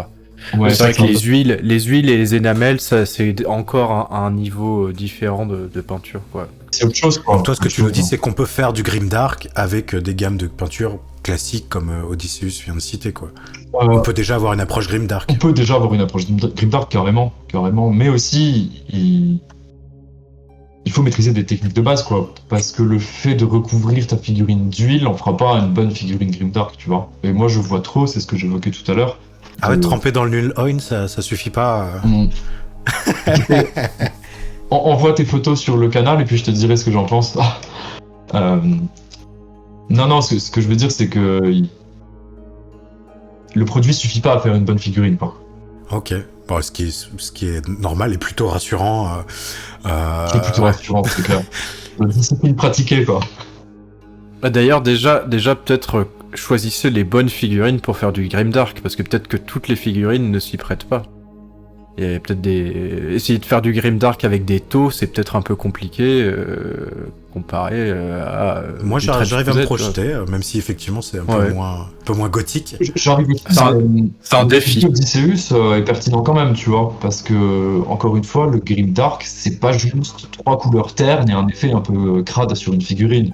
Il faut qu'il y ait il faut qu'elle ait une arme, il faut qu'elle dégage quelque chose, cette figurine. Le sculpte compte aussi beaucoup. Et oui, du coup, comme le dit Odysseus, forcer le grimdark sur un modèle qui n'a pas l'intention, qui n'a pas d'intention compatible, c'est délicat, quoi. D'accord. Ok. Et du coup, je l'ai dit au début de l'interview, mais toi, effectivement, t'es un peintre professionnel, donc tu vis de cette activité-là. Ouais. Comment s'est fait justement le passage? Donc tu nous as dit que t'avais découvert ça à ado, voire enfant, que t'avais fait une grosse pause et que t'as repris au début de ta trentaine ou un peu avant. Justement, le passage entre le hobby et ça devient mon job, ça s'est fait comment? Ouais, alors sur le hobby, à savoir, les débuts ont été un petit peu durs. J'avais une sorte de sensei, tu vois, dans la peinture, tout sauf bienveillant, quoi, le mec. Du coup, je lui montrais ce que je faisais. C'est de la merde. Mais il avait raison, tu vois, a posteriori, quoi. C'est la bienveillance excessive dans le modélisme, ça fait pas avancer, tu vois. Ouais, faut que ce soit juste constructif. Si juste t'es de la merde, t'es de la grosse merde, bon, là, c'est pas très constructif. Il y a des formes, tu vois, pour le dire, mais mentir, ça sert à rien, quoi, tu vois. Ouais, bien sûr. Donc j'ai mis un petit peu de temps en fait à être satisfait de ce que je faisais en peinture. Là même tu vois avec du recul, j'ai quelques figurines qui m'ont un peu projeté, tu vois. Je pense à une garde de chevaliers impériaux. Quand je les vois maintenant, je vois des tonnes de défauts, elles me plaisent plus, quoi. D'accord. Et justement, je t'arrête juste 2 secondes, mais quand à ta reprise du hobby, t'étais déjà parti pour faire du grimdark ou t'étais plutôt en normal? Non, j'avais repris traditionnellement. De façon classique, quoi. Ok. Ouais, de façon hyper classique. Ouais. Je voulais quand même apporter un peu de réalisme, tu vois, à mes figurines. Du coup, j'utilisais pas mal d'éponges pour tapoter, faire un espèce de weathering acrylique un peu naturel, des effets d'usure simples. Et comment ça s'est fait, du coup, le passage à la professionnalisation? Quand j'ai recommencé à peindre, je bossais encore à l'usine à ce moment-là. Enfin, j'étais dans un entrepôt. Je faisais de la manute, pas de l'usine, excuse-moi. Et la peinture m'occupait l'esprit, tu vois, c'était hyper salvateur de penser à ça quand je m'occupais de mes cartons. Et du coup, bon, je rentrais, mais j'étais trop épuisé, tu vois, pour peindre, pour m'occuper de mes petites figurines, mais j'y pensais tous les jours. Et bon, j'ai fini par quitter ce boulot-là, tu vois. Et la peinture a pu prendre un petit peu plus de temps dans mon quotidien. Donc le temps passe, et je découvre l'impression 3D, tu vois. Et c'est ma compagne qui m'a offert ma première imprimante. Et je me suis dit, putain, c'est fou, quoi, comme truc. Et je me suis dit que je commençais à toucher en peinture. L'impression, ça me plaisait bien. Mettre les mains dedans, c'était ok. J'appréciais déjà me faire des réglages un peu pointus, tu vois, pour avoir les modèles les plus qualitatifs possibles. Et j'ai pensé, pourquoi pas professionnaliser ça, quoi. Parce que je voyais passer plein de mecs sur Vinted, des sites comme ça, qui vendaient des prints, tu vois. Donc alors, sous le manteau, je les recevais, je me disais, putain, c'est pas terrible, ça, moi je fais mieux, tu vois. Et du coup, je me suis dit, pourquoi pas faire mieux qu'eux et le faire, en faire un métier. Du coup, j'ai... D'accord, en fait, c'est que t'as vu que d'autres gens en vivaient, ou en tout cas, c'était une source Exact. de revenus complémentaire, et c'est là que l'idée est venue pour toi. Exact. Et donc, en me disant ça, j'ai mis un petit coup d'accélérateur sur le niveau de peinture. Donc, j'ai bossé un petit peu plus pour me mettre à niveau, pour pouvoir proposer des commissions. Et puis, c'était parti. J'avais une structure, un projet de structure, en tout cas, viable. D'accord.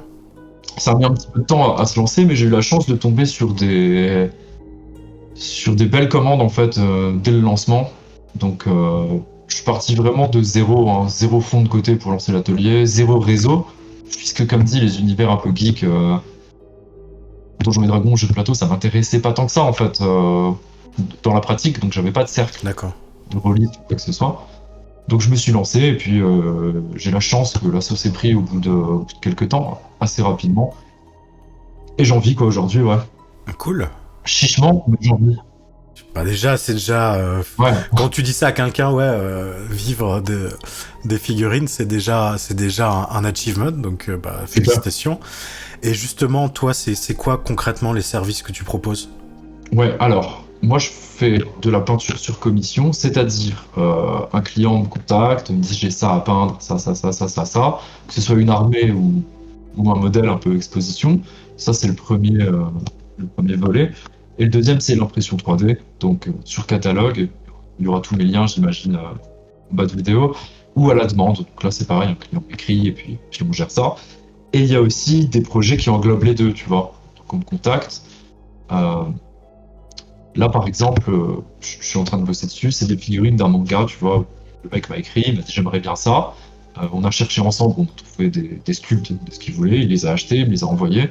Et là, je lui imprime, je lui montre, je lui peins, je lui envoie. Donc là, c'est vraiment un projet, je rêve d'avoir ça, ok, je m'en occupe, et voilà, tu vois. Ok.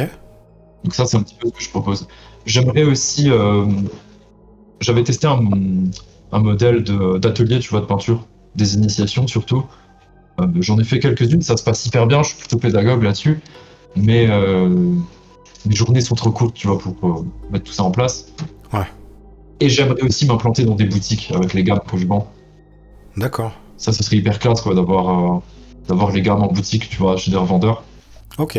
Donc là, je travaille là-dessus tranquillement, mais là aussi, c'est beaucoup de temps et puis du fric à investir en amont, quoi.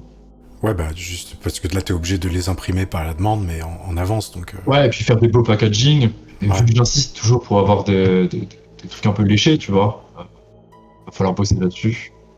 D'ailleurs, je peux le dire, j'ai reçu une commande de Arrival, donc j'avais effectivement un bel autocollant, une belle carte, une jolie boîte. Et Odysseus aussi peut témoigner, donc oui, c'est du travail de qualité. Oui, et on témoigne de la qualité des figurines reçues aussi, qui sont nickel. Et c'est un rêve ou pas à terme, donc je pense qu'on peut en parler sur le Discord, tu l'as déjà évoqué, que tu avais pour projet d'apprendre la sculpture 3D. Est-ce que c'est un c'est un rêve à terme de vraiment proposer ta gamme à toi de figurines que tu auras Parce que là, tu contrôlerais la boucle complète, quoi. Ouais, entièrement. Ouais, carrément, mais je me suis rendu compte que c'était compliqué, tu vois. J'ai commencé une formation, effectivement, avec un camarade d'Héliocrate, qu'on salue, hein, au passage. Mais j'ai un petit peu de mal, tu vois, à m'y mettre. C'est très demandeur en termes de temps, en termes de concentration. 3D, c'est un métier à part entière, donc ouais. C'est clair, sachant que là-dessus, j'ai aucune base au départ non plus. Hein. Je dessine un petit peu, tu vois, je suis pas mauvais avec un stylo dans les mains. Ouais. Mais la 3D, ouais, c'est un gros morceau. Mais effectivement, ça, c'est le rêve. Gérer ce truc-là. Je suis admiratif, moi, devant les sculpteurs qui produisent de belles choses en quantité, quoi. C'est un sacré taf.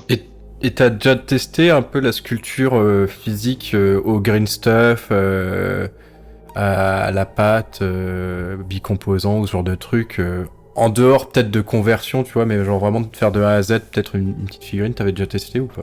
Ouais, j'ai déjà testé, mais j'ai pas la patience. Ouais. Pour faire quelque chose d'abouti, quoi. Et toi? Ouais, moi j'ai testé, mais c'est pareil. Enfin, en fait, par rapport au temps que ça te prend à faire une merde, une première merde qui ressemblera à rien, tu te dis, bon, bah, va falloir que j'en fasse 50 avant d'arriver à un résultat vraiment décent. Bah après, ce qui est le cas de presque toutes les disciplines artistiques. Hein. Oui, mais bon, quand tu multiplies les disciplines artistiques, tu sais, genre que ce soit la musique, le dessin, etc. Ouais, bon, faut choisir ses combats. Ouais. J'avais fait un rat, un petit rat pas dégueu. Parce que j'avais une armée de Skaven à l'époque, donc et j'avais même essayé je m'étais essayé au moulage à injection, etc. Pour pouvoir dupliquer ma sculpture. Mais ouais, bon, c'est tout un art. Hein.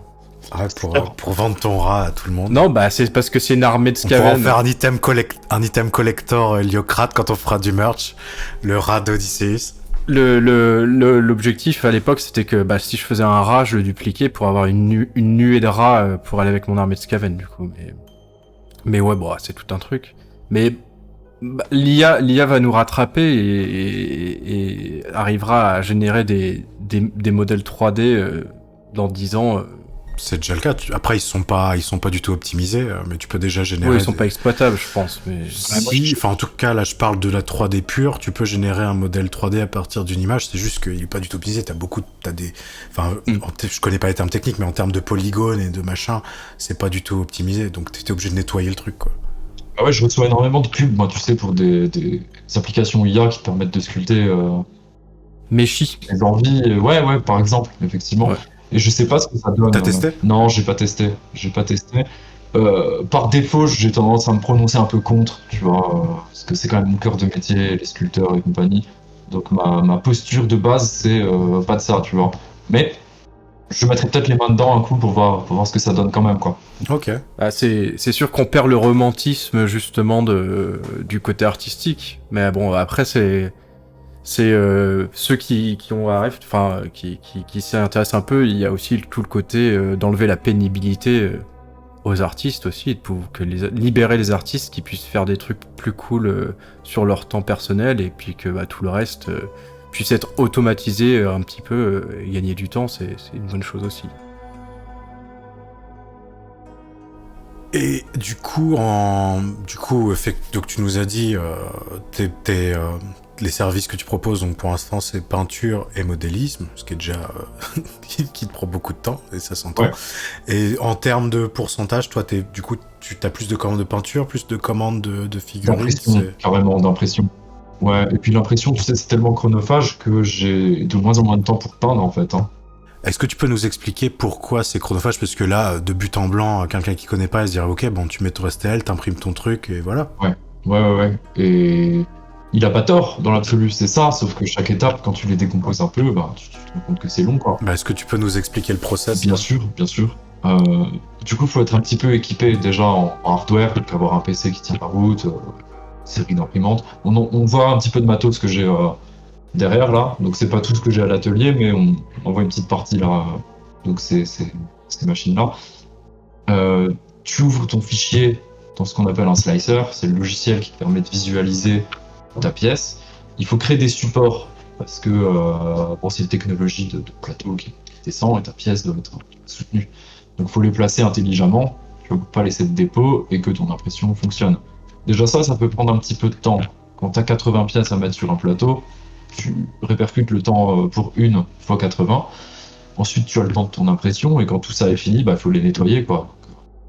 C'est-à-dire les nettoyer. C'est-à-dire, t'as un bloc de résine dégoulinant, tu vois, qui est ta pièce sortie d'imprimante. Tu utilises tu fais un premier bain pour enlever le dépôt, un deuxième bain pour la nettoyer, tu enlèves tes supports, tu la sèches. Sachant que moi, avec l'atelier, j'ai vraiment pris le parti de faire des impressions haut de gamme. Du coup, je fais 2 bains, je les nettoie avec un aéro après pour enlever les petits dépôts qu'il peut y avoir dans les creux. C'est hyper chronophage, quoi. Ensuite, il faut emballer, parce que tout ça, les gens s'en rendent pas compte, mais préparer les colis, c'est aussi un gros morceau, quoi. Donc, ouais, c'est très chronophage, l'impression 3D. Ok. Alors, question un peu précise, mais parce que je m'intéresse aussi à l'impression 3D, tu utilises des résines qui se nettoient à l'eau ou à l'alcool? Non, surtout pas à l'eau. Surtout pas à l'eau. Généralement, elles sont moins précises, ces résines. D'accord. Donc, qui se nettoient à l'alcool, ouais. T'as plusieurs produits, tu peux utiliser de l'isopropanol. Le bioéthanol, ça fait le taf aussi. Et tant que ça coûte pas trop cher. Mhm. Donc voilà. Mais les résines, il faut vraiment éviter les Sunlu, toutes ces résines pas chères là, qui se nettoient à l'eau. En tout cas, si toi aussi tu vois la figurine plus comme de la joaillerie que comme des consommables poubelles, bah utilise des bonnes résines, quoi. Et elles tiennent, les résines qui se nettoient à l'eau tiendraient moins longtemps dans le temps? Je sais pas si c'est l'histoire de moins longtemps dans le temps, mais elles auront moins de précision à l'impression. D'accord, elles sont moins jolies. Peut-être Ok. plus cassantes, hein. J'utilise pas de résine pas chère, donc je sais pas quelles sont leurs propriétés exactes, mais tu as forcément une répercussion sur la solidité, sur la réaction aux UV. Enfin, Bah pour ceux qui connaissent pas, c'est que les résines, c'est vraiment dur. C'est pas comme du plastique ou des figurines Warhammer classiques qui sont un peu souples. Il y en a qui ont un peu de souplesse. Les peu de trucs que j'ai en résine, c'est vraiment dur comme de la pierre. Ah ouais, moi j'en ai, bah justement, sur des tests que j'ai fait, j'ai une résine où t'as un peu de souplesse. Ce qui est pas mal quand tu fais tomber un truc, la figurine se pète pas forcément. C'est plus proche des figurines que tu trouves dans des jeux de plateau ou autres que t'achètes en magasin. Mais du coup, le conseil est bien parce que même pour les potentiels acheteurs, c'est pas mal. S'ils ont la possibilité de savoir quelle résine est utilisée par un fabricant sur Etsy ou autre, voilà, ils savent séparer la bonne résine de la mauvaise résine. ouais, carrément, parce que ça justifie des fois des prix qui coûtent du simple double, hein. Tu vois. Moi, j'utilise de la résine de chez Siraya Tech, tu vois. J'utilise une bonne gamme de chez Siraya, et c'est une résine qui coûte au litre 3 fois plus cher que la Sunlu AliExpress. Donc forcément, les coûts sont pas les mêmes, quoi. Donc t'as raison, Odysseus, pour un potentiel client, se renseigner là-dessus, c'est pas mal, quoi. Ça peut éviter les mauvaises surprises au déballage du colis. Exact. Bien qu'il faille garder à l'esprit que la résine restera toujours plus fragile que le plastique, hein.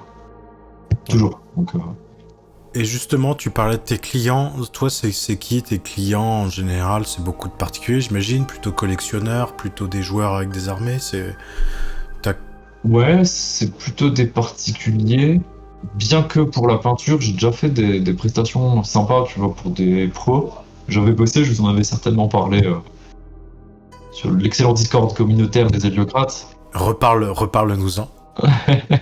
Pour une manufacture suisse qui font des boîtes à musique. Donc ça, c'est les clients un peu surprenants que je peux avoir de temps en temps. Et c'est vraiment cool, quoi, bosser pour des boîtes comme ça. Et pour l'impression, ouais, c'est surtout des joueurs, soit des gens qui s'y mettent, soit des gens qui veulent compléter des armées, effectivement. Tranche d'âge, ça va de 18 à 80 balais, quoi, hein, pour les clients. D'accord, ok. Ok, trop cool. Et justement, bah t'en parlais, mais du coup, toi, ta commande ou ton anecdote la plus particulière, c'était justement cette fameuse société suisse qui faisait des boîtes à musique, ou t'en as d'autres Est-ce que tu peux, et si c'est les boîtes à musique, est-ce que tu peux nous donner plus de détails? Ah, des plus particulières? Non, j'en ai d'autres. Dont je peux en parler ouais, si j'en parle. J'avais eu un étudiant en sculpture 3D qui m'avait fait imprimer et peindre son projet de fin d'année. Donc jusque-là, tout va bien. Ouais, jusque-là tout va bien. J'étais en train de réfléchir à ce que je venais de dire, tu vois. Oui, il m'a fait imprimer et peindre son projet de fin d'année. Et c'était des plantes hyper sexuelles, tu vois. Des mamelons. Des plantes, type des cactus en forme de mamelon. D'accord, ok. Avec une dimension grotesque et érotique, je dirais, tu vois. Ok, trop drôle. C'était fun comme projet, c'était un peu original en tout cas. Il était censé les avoir imprimés et peints lui-même ou... Non, je pense que lui était juste étudiant sculpteur, tu vois. D'accord, ok. Je pense même qu'il renforçait sa présentation avec les éléments finaux, mais qu'il en avait pas besoin dans l'absolu. D'accord. Ça c'est une commande un peu marrante. Sinon tout est assez classique. La boîte à musique, c'était assez original aussi, c'était classe. C'était sur le thème d'un sculpteur suisse qui a fait une sculpture type Nautilus à la Jules Verne. Ouais, c'est ça, c'était 20 milieux sous les mers. Ouais. J'ai plus le nom du sculpteur d'origine de ce truc-là, mais c'est un énorme sous-marin en bronze sous forme de kraken comme ça. Ça c'était pas mal. C'était du prototypage. T'intervenais comment sur cette commande-là? Moi, je l'ai juste peint. D'accord. Il l'avait imprimé. Donc ils t'ont envoyé Ouais. une résine brute avec le sculpte et toi tu devais le peindre. Ouais, c'est ça.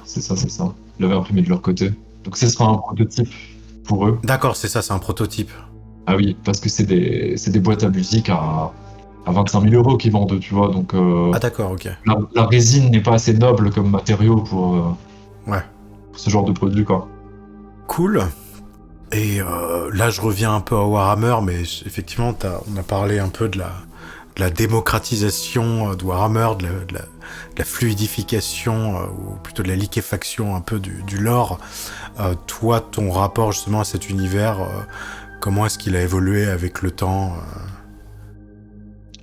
Tu t'en es détaché, ou au contraire, plus ça va, plus tu te plonges dedans Non, il y a toujours un peu de l'empereur en moi, hein, tu vois.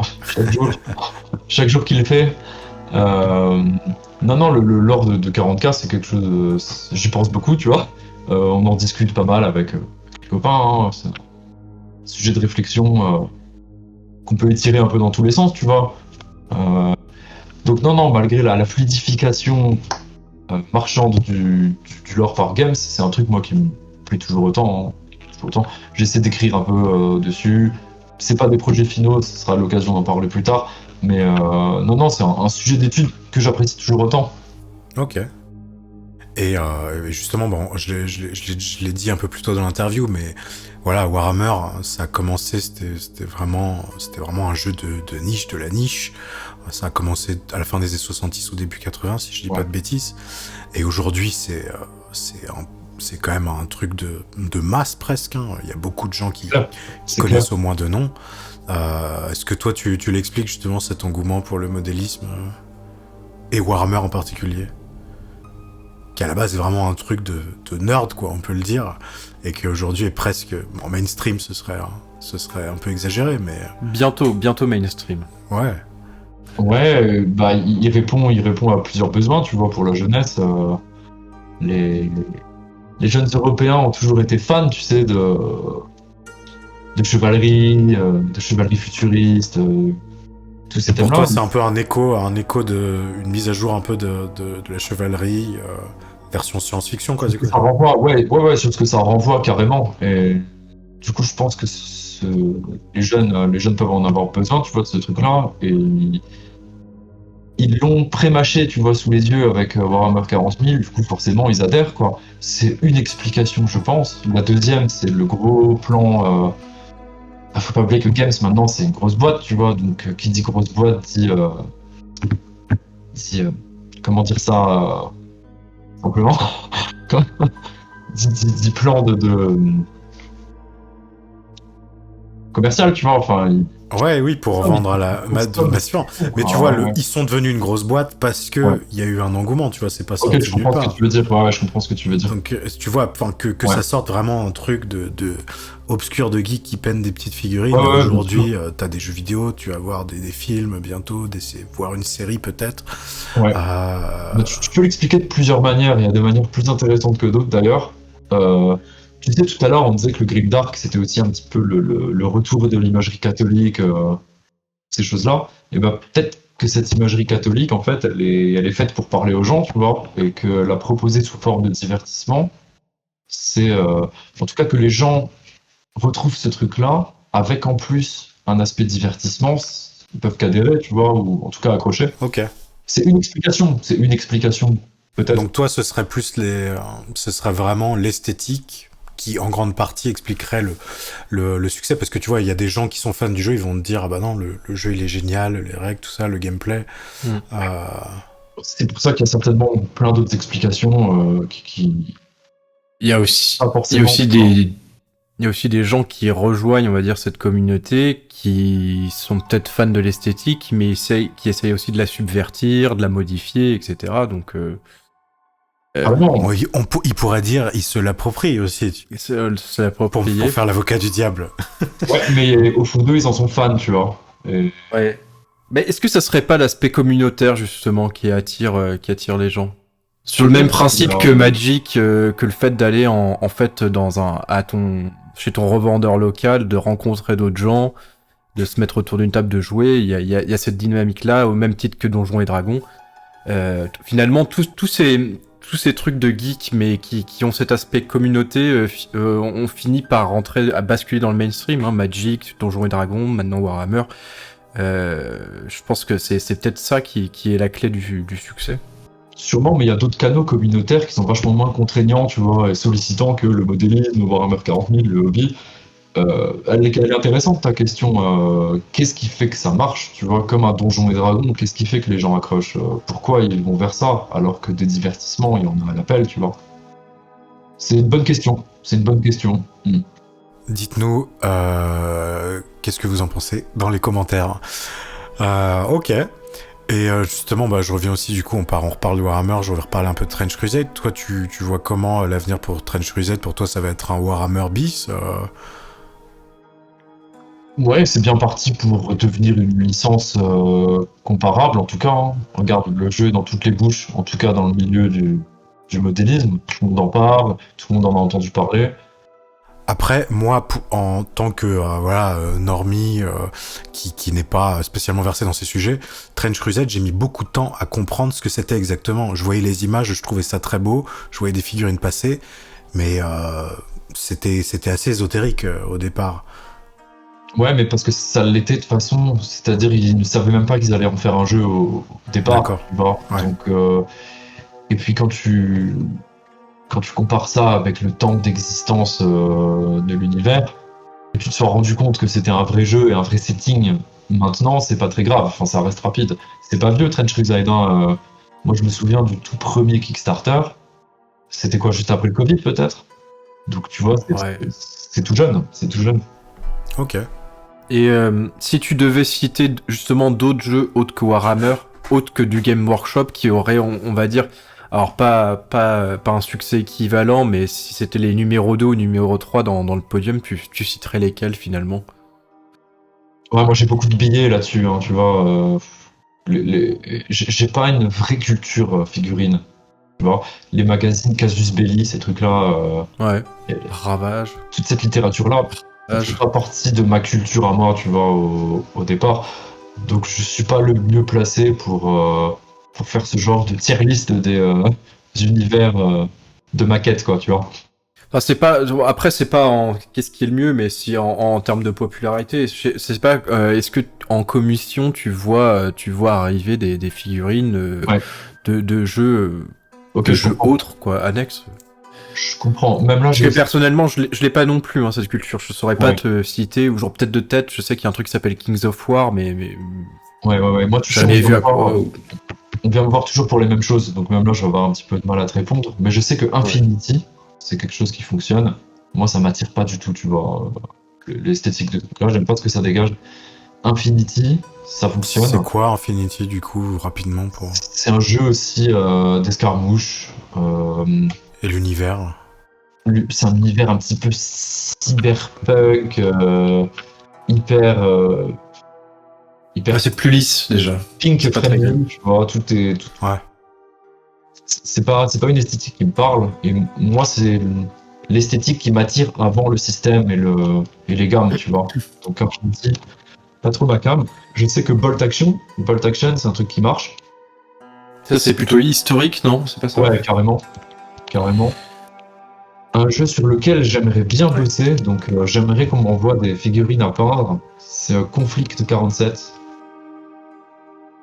C'est un délire Seconde Guerre mondiale ésotérique. C'est Ah, Trench il y a- Crusade Seconde Guerre mondiale, du coup, si on le résume, ou pas? Ouais, sans le côté religieux et mystique, tu vois. D'accord, ok. C'est plus bête et méchant, mais c'est fun. Ça, pour le coup, c'est fun. Ça me plairait bien. Ok. Et sinon, non, j'ai pas plus d'infos que ça. Ok. Non, c'était par curiosité que je posais cette question. Et justement, toi, quand on dit que tu travailles sur les univers Warhammer 40 000, justement, notamment Warhammer 40 000, les figurines que tu proposes, c'est pas les figurines qu'on retrouve dans les Game Workshop, c'est ce qu'on appelle des proxys, c'est ça? Vous me corrigerez si je me trompe. Ouais, Et du coup, j'imagine qu'il y a des histoires de copyright, de machin. Ça se passe comment? Il y a... Enfin ouais, explique-nous un peu. Ouais, il faut faire super gaffe avec ça. Alors, je peux me permettre d'en parler parce que je suis en règle, tu vois. Ouais. Non, sinon j'aurais éludé le sujet vite fait bien fait. Mais ouais, c'est pas évident parce que Games, ils tiennent leur barque, ils mènent bien leur barque et ils ont verrouillé un petit peu l'ensemble de leur univers, tu vois. C'est hyper nébuleux. On n'a pas accès à un texte clair, tu vois, qui t'explique ce que tu peux faire, ce que tu peux pas faire. Mais je me souviens avoir lu, je sais plus te dire où, que Game Workshop, je cite, si vous voyez X représentation et qu'elle vous fait penser à un de nos univers, c'est que ce truc-là est pas en règle, quoi. Tu vois, ils sont hyper durs là-dessus et ils sanctionnent, hein, c'est-à-dire soit ils essaient de faire sauter ton site internet et ils t'envoient le courrier d'avocat qui va avec. Quand tu passes par Etsy, Vinted, tous ces sites-là, c'est pareil. La plateforme te contacte, puis les avocats de Games s'ils ont vraiment pas envie de lâcher le morceau. Donc faut faire hyper gaffe. Moi, ce que je propose, je pourrais proposer toujours des trucs qui marcheraient assurément, mais je le fais pas parce qu'il y a ces histoires de copyright là que je respecte du coup, et pas juste parce qu'il faut que je le fasse. Mais je comprends aussi qu'on défende son beefsteak, quoi. Ils ont quand même créé un truc qui nous inspire et nous motive tous les jours, tu vois. 44, c'est assez important pour moi et pour, j'imagine, pas mal d'éditeurs. Donc respectons aussi leur truc. Toi, du coup, ça va dans ton travail. Enfin, t'as pas vu, je sais pas, un durcissement. Ils sont jamais venus te faire chier. Non, ils sont jamais venus me faire chier parce que je me contente de proposer ce que j'ai le droit de proposer, tu vois. Des épaulettes à droite à gauche, des casques compatibles avec tel chapitre de Space Marine, mais que des trucs qui restent dans les clous. Là, c'est Trench Crusade, figure-toi, qui sont un petit peu plus durs avec ça, D'accord, ok. puisqu'ils ont lancé un système de licence. Tu sais, je vais très brièvement passer là-dessus, mais je l'explique quand même, il faut que les gens le sachent.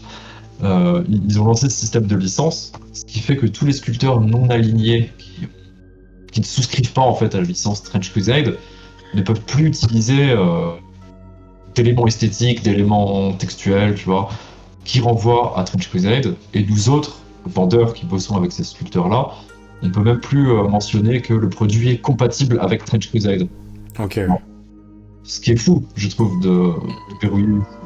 Bah surtout que là, pour le coup, les imprimeurs et tout ça, ça fait vraiment partie de leur modèle, contrairement à Game Workshop, qui contrôle le pipe du début à la fin. Donc effectivement, c'est bizarre. Ah ouais. Mais bon, c'est comme ça. Après, voilà, moi, ça m'handicape pas plus que ça, parce que la plupart des modèles que je vends pour Trench Crusade, je les vends aussi comme des figurines classiques, tu vois, Grimdark. Moi, j'ai pas mal de gens qui m'achètent des figues pour les peindre uniquement, tu vois, parce que c'est des beaux objets, pas forcément pour jouer. Et ceux qui cherchent des figurines pour jouer à Trench Crusade sont assez malins pour les trouver dans tous les cas, quoi. Ok. Et toi, je sais pas si t'es en contact avec des confrères ou pas spécialement, et qui eux étaient moins réglo que toi et ils sont pris un taquet ou... Je sais pas ce qu'on ferait. D'accord. Que des concurrents, que des ennemis. Que des ennemis. Ok. Des ennemis. Ça roule. Et on en a déjà un peu parlé, mais ouais, du coup, toi, si tu devais donner un conseil à des débutants, ce serait de commencer par la peinture classique, c'est ça? Enfin voilà, ouais. Est-ce que tu pourrais donner les conseils les plus évidents que tu donnerais? Ouais, commencer par maîtriser des techniques de base sur l'éventail énorme des techniques de base qu'on a sous la main. Parce qu'il y a déjà un monde à part entière, effectivement. Et puis se motiver, tu vois, faut peindre tous les jours, faut peindre souvent. Moi, c'est quelque chose que je fais plus, tu vois, j'ai pas le temps, je perds un petit peu de motivation avec le temps, c'est normal, hein, ça fait un moment que je fais ça maintenant. Et peindre beaucoup, la pratique, c'est comme pour tout, ça fait avancer. Pas trop compter sur les produits, encore une fois, il n'y a pas de produit magique, rien rendra ta figurine sublime s'il n'y a pas un bon point de départ. Puis quoi d'autre Des grosses erreurs que tu vois tout souvent et qui peuvent être facilement évitées. Est-ce qu'il y en a? Des grosses erreurs que je vois souvent, des grosses erreurs. Travailler ses socles. Pardon, Odysseus? Travailler ses socles. Ouais, les socles, les tours de socle, les gars, quoi. Les tours de socle, il faut qu'ils soient impeccables. Il faut qu'ils soient impeccables. Non, et puis les points de lumière, il y a des choses faciles à mettre en place. Un simple point de lumière, tu vois, sur une zone d'armure, une zone un peu plate, ça te transforme une figurine correcte en une figurine cool, tu vois. Point de lumière, tu prends la teinte la plus claire par rapport à ta teinte de base et t'appliques un point au milieu. L'aéro, si vous pouvez commencer à bosser à l'aéro, c'est pas mal aussi, quoi. C'est à la fois un gain de temps et puis ça ouvre des possibles. Est-ce que tu peux expliquer justement c'est quoi l'aéro, la différence avec la peinture classique et c'est quoi les Ouais. gains? Ouais, bah l'aéro, c'est un aérographe, c'est le pistolet à peinture, quoi, si on préfère. C'est un petit pistolet de précision qui permet d'appliquer par couche de la peinture sur un modèle. Et ça permet déjà de couvrir proprement des zones à peindre, sachant que les grands espaces unicolores au pinceau, on a vite tendance à laisser des marques, quoi. Donc l'aéro, ça te garantit un passage propre, et ça permet de faire ce petit jeu de lumière, ce fameux jeu de lumière. Ta teinte A en place, ta teinte B qui est plus claire que ta teinte A, centrée, tu vois. Et ça, au pinceau, tu faut superposer les glacis, c'est des trucs chiants, tu vois, à faire. L'aéro, c'est un gain de temps de malade. Et donc, ne pas se priver sous prétexte que l'aéro, c'est un truc à réapprendre, c'est de l'argent à mettre. Non, c'est une bonne idée de commencer à bosser à l'aéro. Ok. Et justement, pour ceux qui, on va dire, se diraient ok, j'ai un niveau correct avec les méthodes traditionnelles, Ouais. quand est-ce que tu te dirais, bon bah là, t'as le niveau pour envisager les techniques grimdark et par quoi il faut commencer? Ouais, alors, il faut commencer par les comprendre. Il faut commencer par comprendre ce qu'on fait. Il y a le streaking grime, c'est un nom que tout le monde a entendu, c'est un des produits de base des recettes grimdark. Ce produit-là sert à faire des filtres. En fait, faire des filtres, c'est, comme son nom l'indique, filtrer ta figurine, c'est lui appliquer une couche qui va altérer la couleur sur laquelle elle est disposée. Et ce streaking grime, il sert à faire ça. Beaucoup de débutants s'imaginent que le streaking, c'est en mettre partout sur ta figue, venir avec ton fameux white spirit, enlever un petit peu partout et laisser des traînées. Non, c'est pas l'usage initial de ce produit-là. Premier conseil, maîtriser les filtres avec des énamels. Donc il n'y a pas que le streaking grime, mais c'est le plus connu et un des plus efficaces, c'est vrai. Commencez à bosser sur les filtres.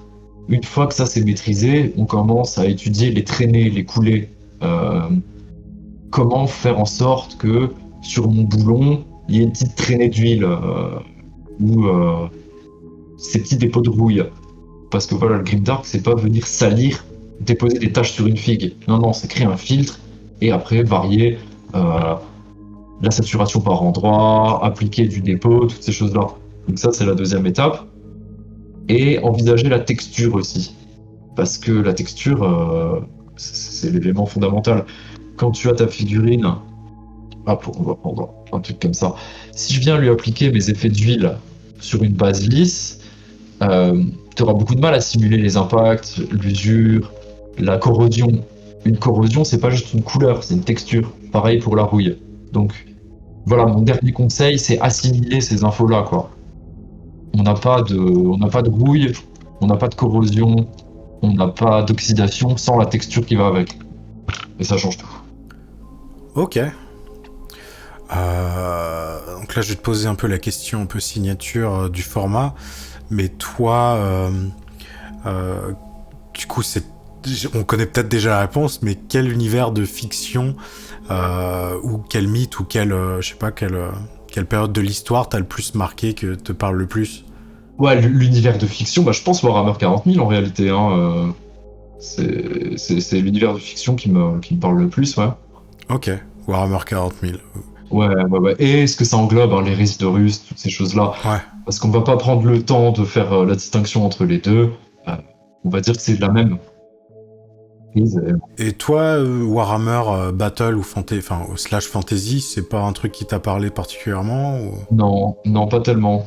Pas tellement. En fait, c'est l'aspect Étonnamment. fantasy ou versus science-fiction ou pourquoi? Non, c'est pas ça du coup. Parce que ce qui me parle le plus dans la science-fiction de Warhammer 40 000, c'est cette espèce de féodalité et l'aspect hyper religieux, tu vois. En fait, L'aspect archaïque en fait. l'aspect archaïque. Ouais, c'est ça, exactement. Donc, tu vois, moi, une scène qui peut. Quand je pense Warhammer 40 000, quelle scène me parle? euh, 10 000 types en adoration devant la représentation de saints, que sais-je, sur un monde impérial fabricateur de bougies, tu vois. Ça, c'est la scène à la Warhammer 40 000 qui me parle bien. D'accord. Là, tu vois, c'est pas l'aspect SF versus fantasy. Ça, je m'en fous un peu, en fait. J'ai pas de camp, tu vois, là-dedans. Mais du coup, ce que tu me décris, ça Ouais. existe aussi côté Warhammer Fantasy. Tu vois, je sais pas, tu prends la Bretonie, typiquement. Il y a ce genre de représentation. Pourquoi est-ce que ça te parle moins que du 40K? Parce qu'il manque, il manque le fanatisme technofasciste de 40K, tu vois, qui a quand même une énergie particulière. Ouais, effectivement. D'accord. Ok. Donc, En quelque fait, chose parce que... que dans 40K, l'homme est plus. C'est difficile à expliquer, hein, c'est difficile à expliquer. Si j'avais su, j'aurais bien préparé cette réponse-là, parce que c'est une bonne question, tu vois. Euh, euh, L'homme est Ouais, mais théoriquement. je vois de quoi tu parles. Il y a le côté archéofuturiste, on peut le dire. C'est ça. Mais tu sais, en 40K, l'homme a conscience de ses moyens, mais il a conscience d'être dépassé aussi. Que sur un setting plus fantasy, C'est plus naïf, le truc c'est fantasy. plus Voilà. naïf. Exactement, exactement. Le côté futuriste balaie la naïveté, en fait. Et c'est pas mal. Bah effectivement, comme on l'a dit, il y a un côté très désespérant dans l'univers de Warhammer où les hommes sont en guerre perpétuelle, ils vivent dans des mondes invivables, dans des mondes ruches, qui s'appellent littéralement comme ça, donc avec des gens qui voient jamais le soleil, donc effectivement c'est des trucs qu'on n'a pas dans un univers médiéval. Non, dans Fantasy, il y a le libre arbitre existe malgré l'existence des dieux, etc. Le libre arbitre existe. Dans le commun des mortels, des héros peuvent se détacher, tu vois, monter les rangs. Il y a les séries de livres Gotrek et Félix où c'est vraiment un humain lambda qui finalement arrive à faire de grandes choses. Alors que dans 40 000, au 41e millénaire, l'individu, l'humain, il est perdu dans la masse, il est perdu dans... Même les Space Marines n'ont pas beaucoup d'identité en dehors des Primarques, donc il y a ce côté, l'humanité survit plus qu'elle ne vit. Ok. Et du coup, bah, on va rester dans Warhammer, hein, puisque c'est l'univers qui te parle le plus. Et du coup, dans la gamme de Game Workshop, s'il y avait une figurine qui... C'est la figurine que tu vas devoir peindre jusqu'à la fin de ta carrière, ce serait laquelle, si t'étais obligé? J'aime bien les chevaliers impériaux, hein. Ça, c'est un truc que j'aime bien peindre, hein. C'est un truc que j'aime bien peindre. Attendez, je vais vous faire. Donc les chevaliers impériaux, bah attends, il y en a un derrière toi, hein, tu vas nous montrer. Bon alors, c'est jamais très flatteur, hein, l'angle Ah, la webcam. webcam, tout ça. oui. Ouais. De toute façon, je mettrai une image, ou peut-être une vidéo de ton Instagram. Et du coup, combien d'heures total de travail passé sur une figurine comme ça? Je vais te répondre là-dessus. Et tu vois, j'apprécie, ça c'est aussi un peu une de mes signatures. Tu vois les décalcomanies, Ah oui, ouais. type Sur l'iconographie l'icône. religieuse, l'iconographie gréco-romaine aussi. Mm. Combien d'heures Combien d'heures Peut-être une dizaine, hein. Hmm. Une dizaine, parce que j'ai l'habitude maintenant, tu vois, de peindre ce genre de pièces-là, donc j'ai des automatismes qui me font gagner beaucoup de temps.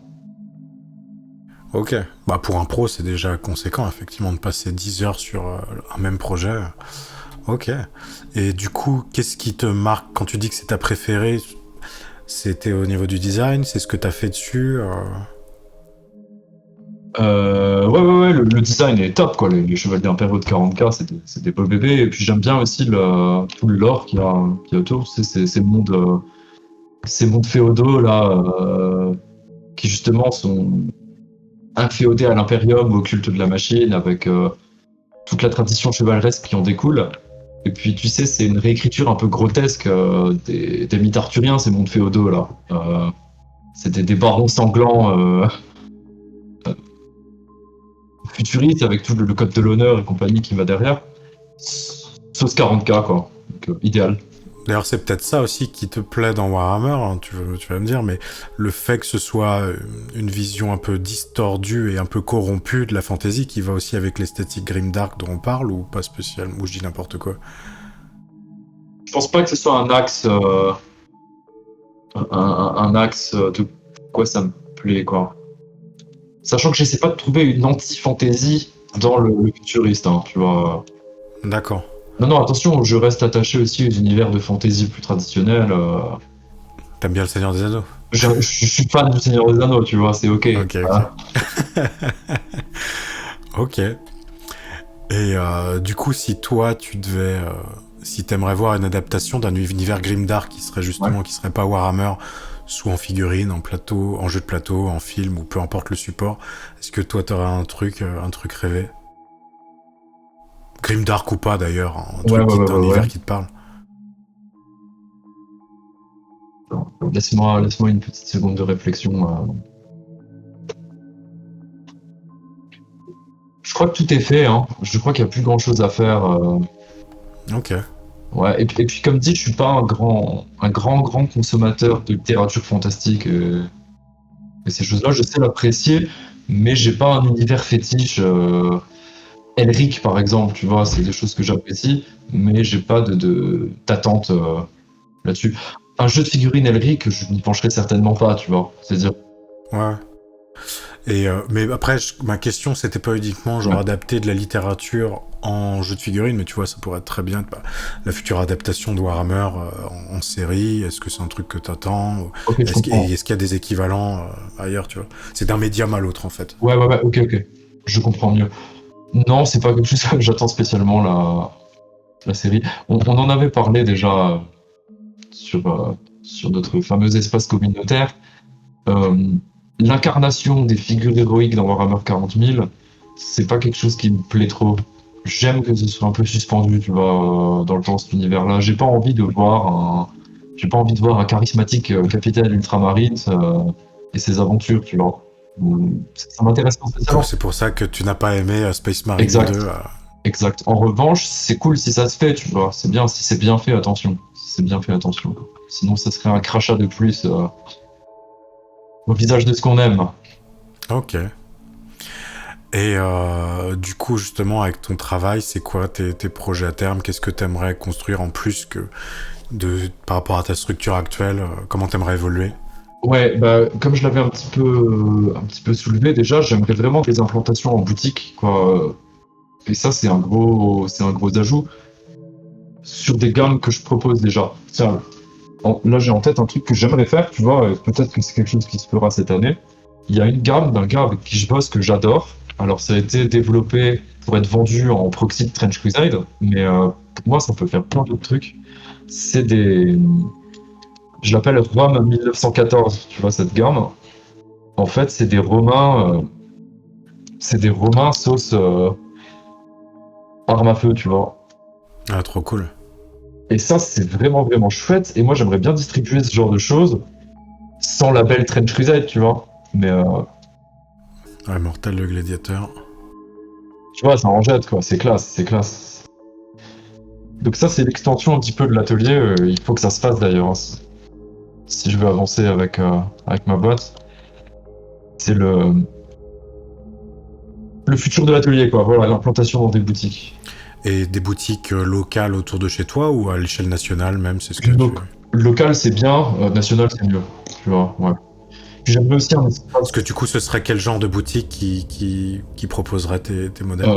Tu sais, où vous êtes, j'imagine qu'il y en a, tu vois, boutique de jeux de société. À Metz, on a l'excellent Carré du Gobelin, qui est un spot qui vend du matos, peinture. C'est là-bas que je me fournis généralement sur mes gammes acryliques.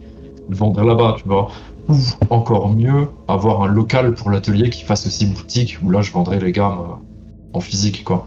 Ça, ce serait vraiment le top du top. Qui sait, peut-être dans les années à venir, mais il va falloir pas mal bosser pour, quoi. Ok, bah écoute, on te le souhaite en tout cas. C'est des beaux projets. Et on va arriver doucement à la conclusion. Du coup, où est-ce qu'on peut te retrouver? Donc on a déjà parlé de ta page Instagram. Il y aura tous les liens bien sûr dans la Ouais, description. carrément, bah, j'ai un site aussi qui montre un petit peu mon boulot de peinture et qui est aussi un catalogue de tout ce que je vends. D'ailleurs, pour les intéressés, je vous invite à snobber Etsy et plutôt consulter mon site, quoi. Parce que on a marre de les engraisser. Et donc voilà, je vous invite à passer par là ou à me contacter. Donc on me retrouve là-dessus, Facebook, Instagram. Je suis assez ouvert à la discussion technique et compagnie par mail. Je donne des cours aussi, je fais des petites formations. Par exemple, une formation texture sur figurine, genre de choses qui peuvent être intéressantes pour un débutant. Et Le site internet et le Etsy, c'est le même catalogue, il n'y a aucune différence? c'est le même catalogue, ouais. C'est le même. Non, il y a un petit peu plus de trucs sur le site. D'accord, C'est ok. plus Parce que fourni, ouais. Calcas me disait l'inverse tout à l'heure, mais... Bah écoute, ouais, moi j'avais eu l'impression que le Etsy était plus exhaustif, mais je me trompe peut-être. J'ai corrigé ça récemment. D'accord, ok. Bon, c'est Voilà. moi qui suis C'était pas le cas. allé, qui suis pas allé voir. D'accord. Ok. Du coup, est-ce que tu as un message, une actualité, un mot de la fin à partager aux auditeurs et aux viewers? Je salue tous les idiocrates. C'est un plaisir de faire partie de cette communauté. Et sinon, je vous remercie également vous deux pour les quelques heures accordées. Bah non, bah merci à toi, hein. C'était très cool de nous partager ton expérience et ta vision des mondes fantastiques et du grimdark. Et j'espère que ça vous aura plu, à vous qui êtes en train de nous écouter. En tout cas, nous on a trouvé ça super intéressant et merci à toi d'avoir accepté notre invitation et pour ton temps. Avec grand plaisir. Merci beaucoup, Arivald. Allez, merci et à bientôt.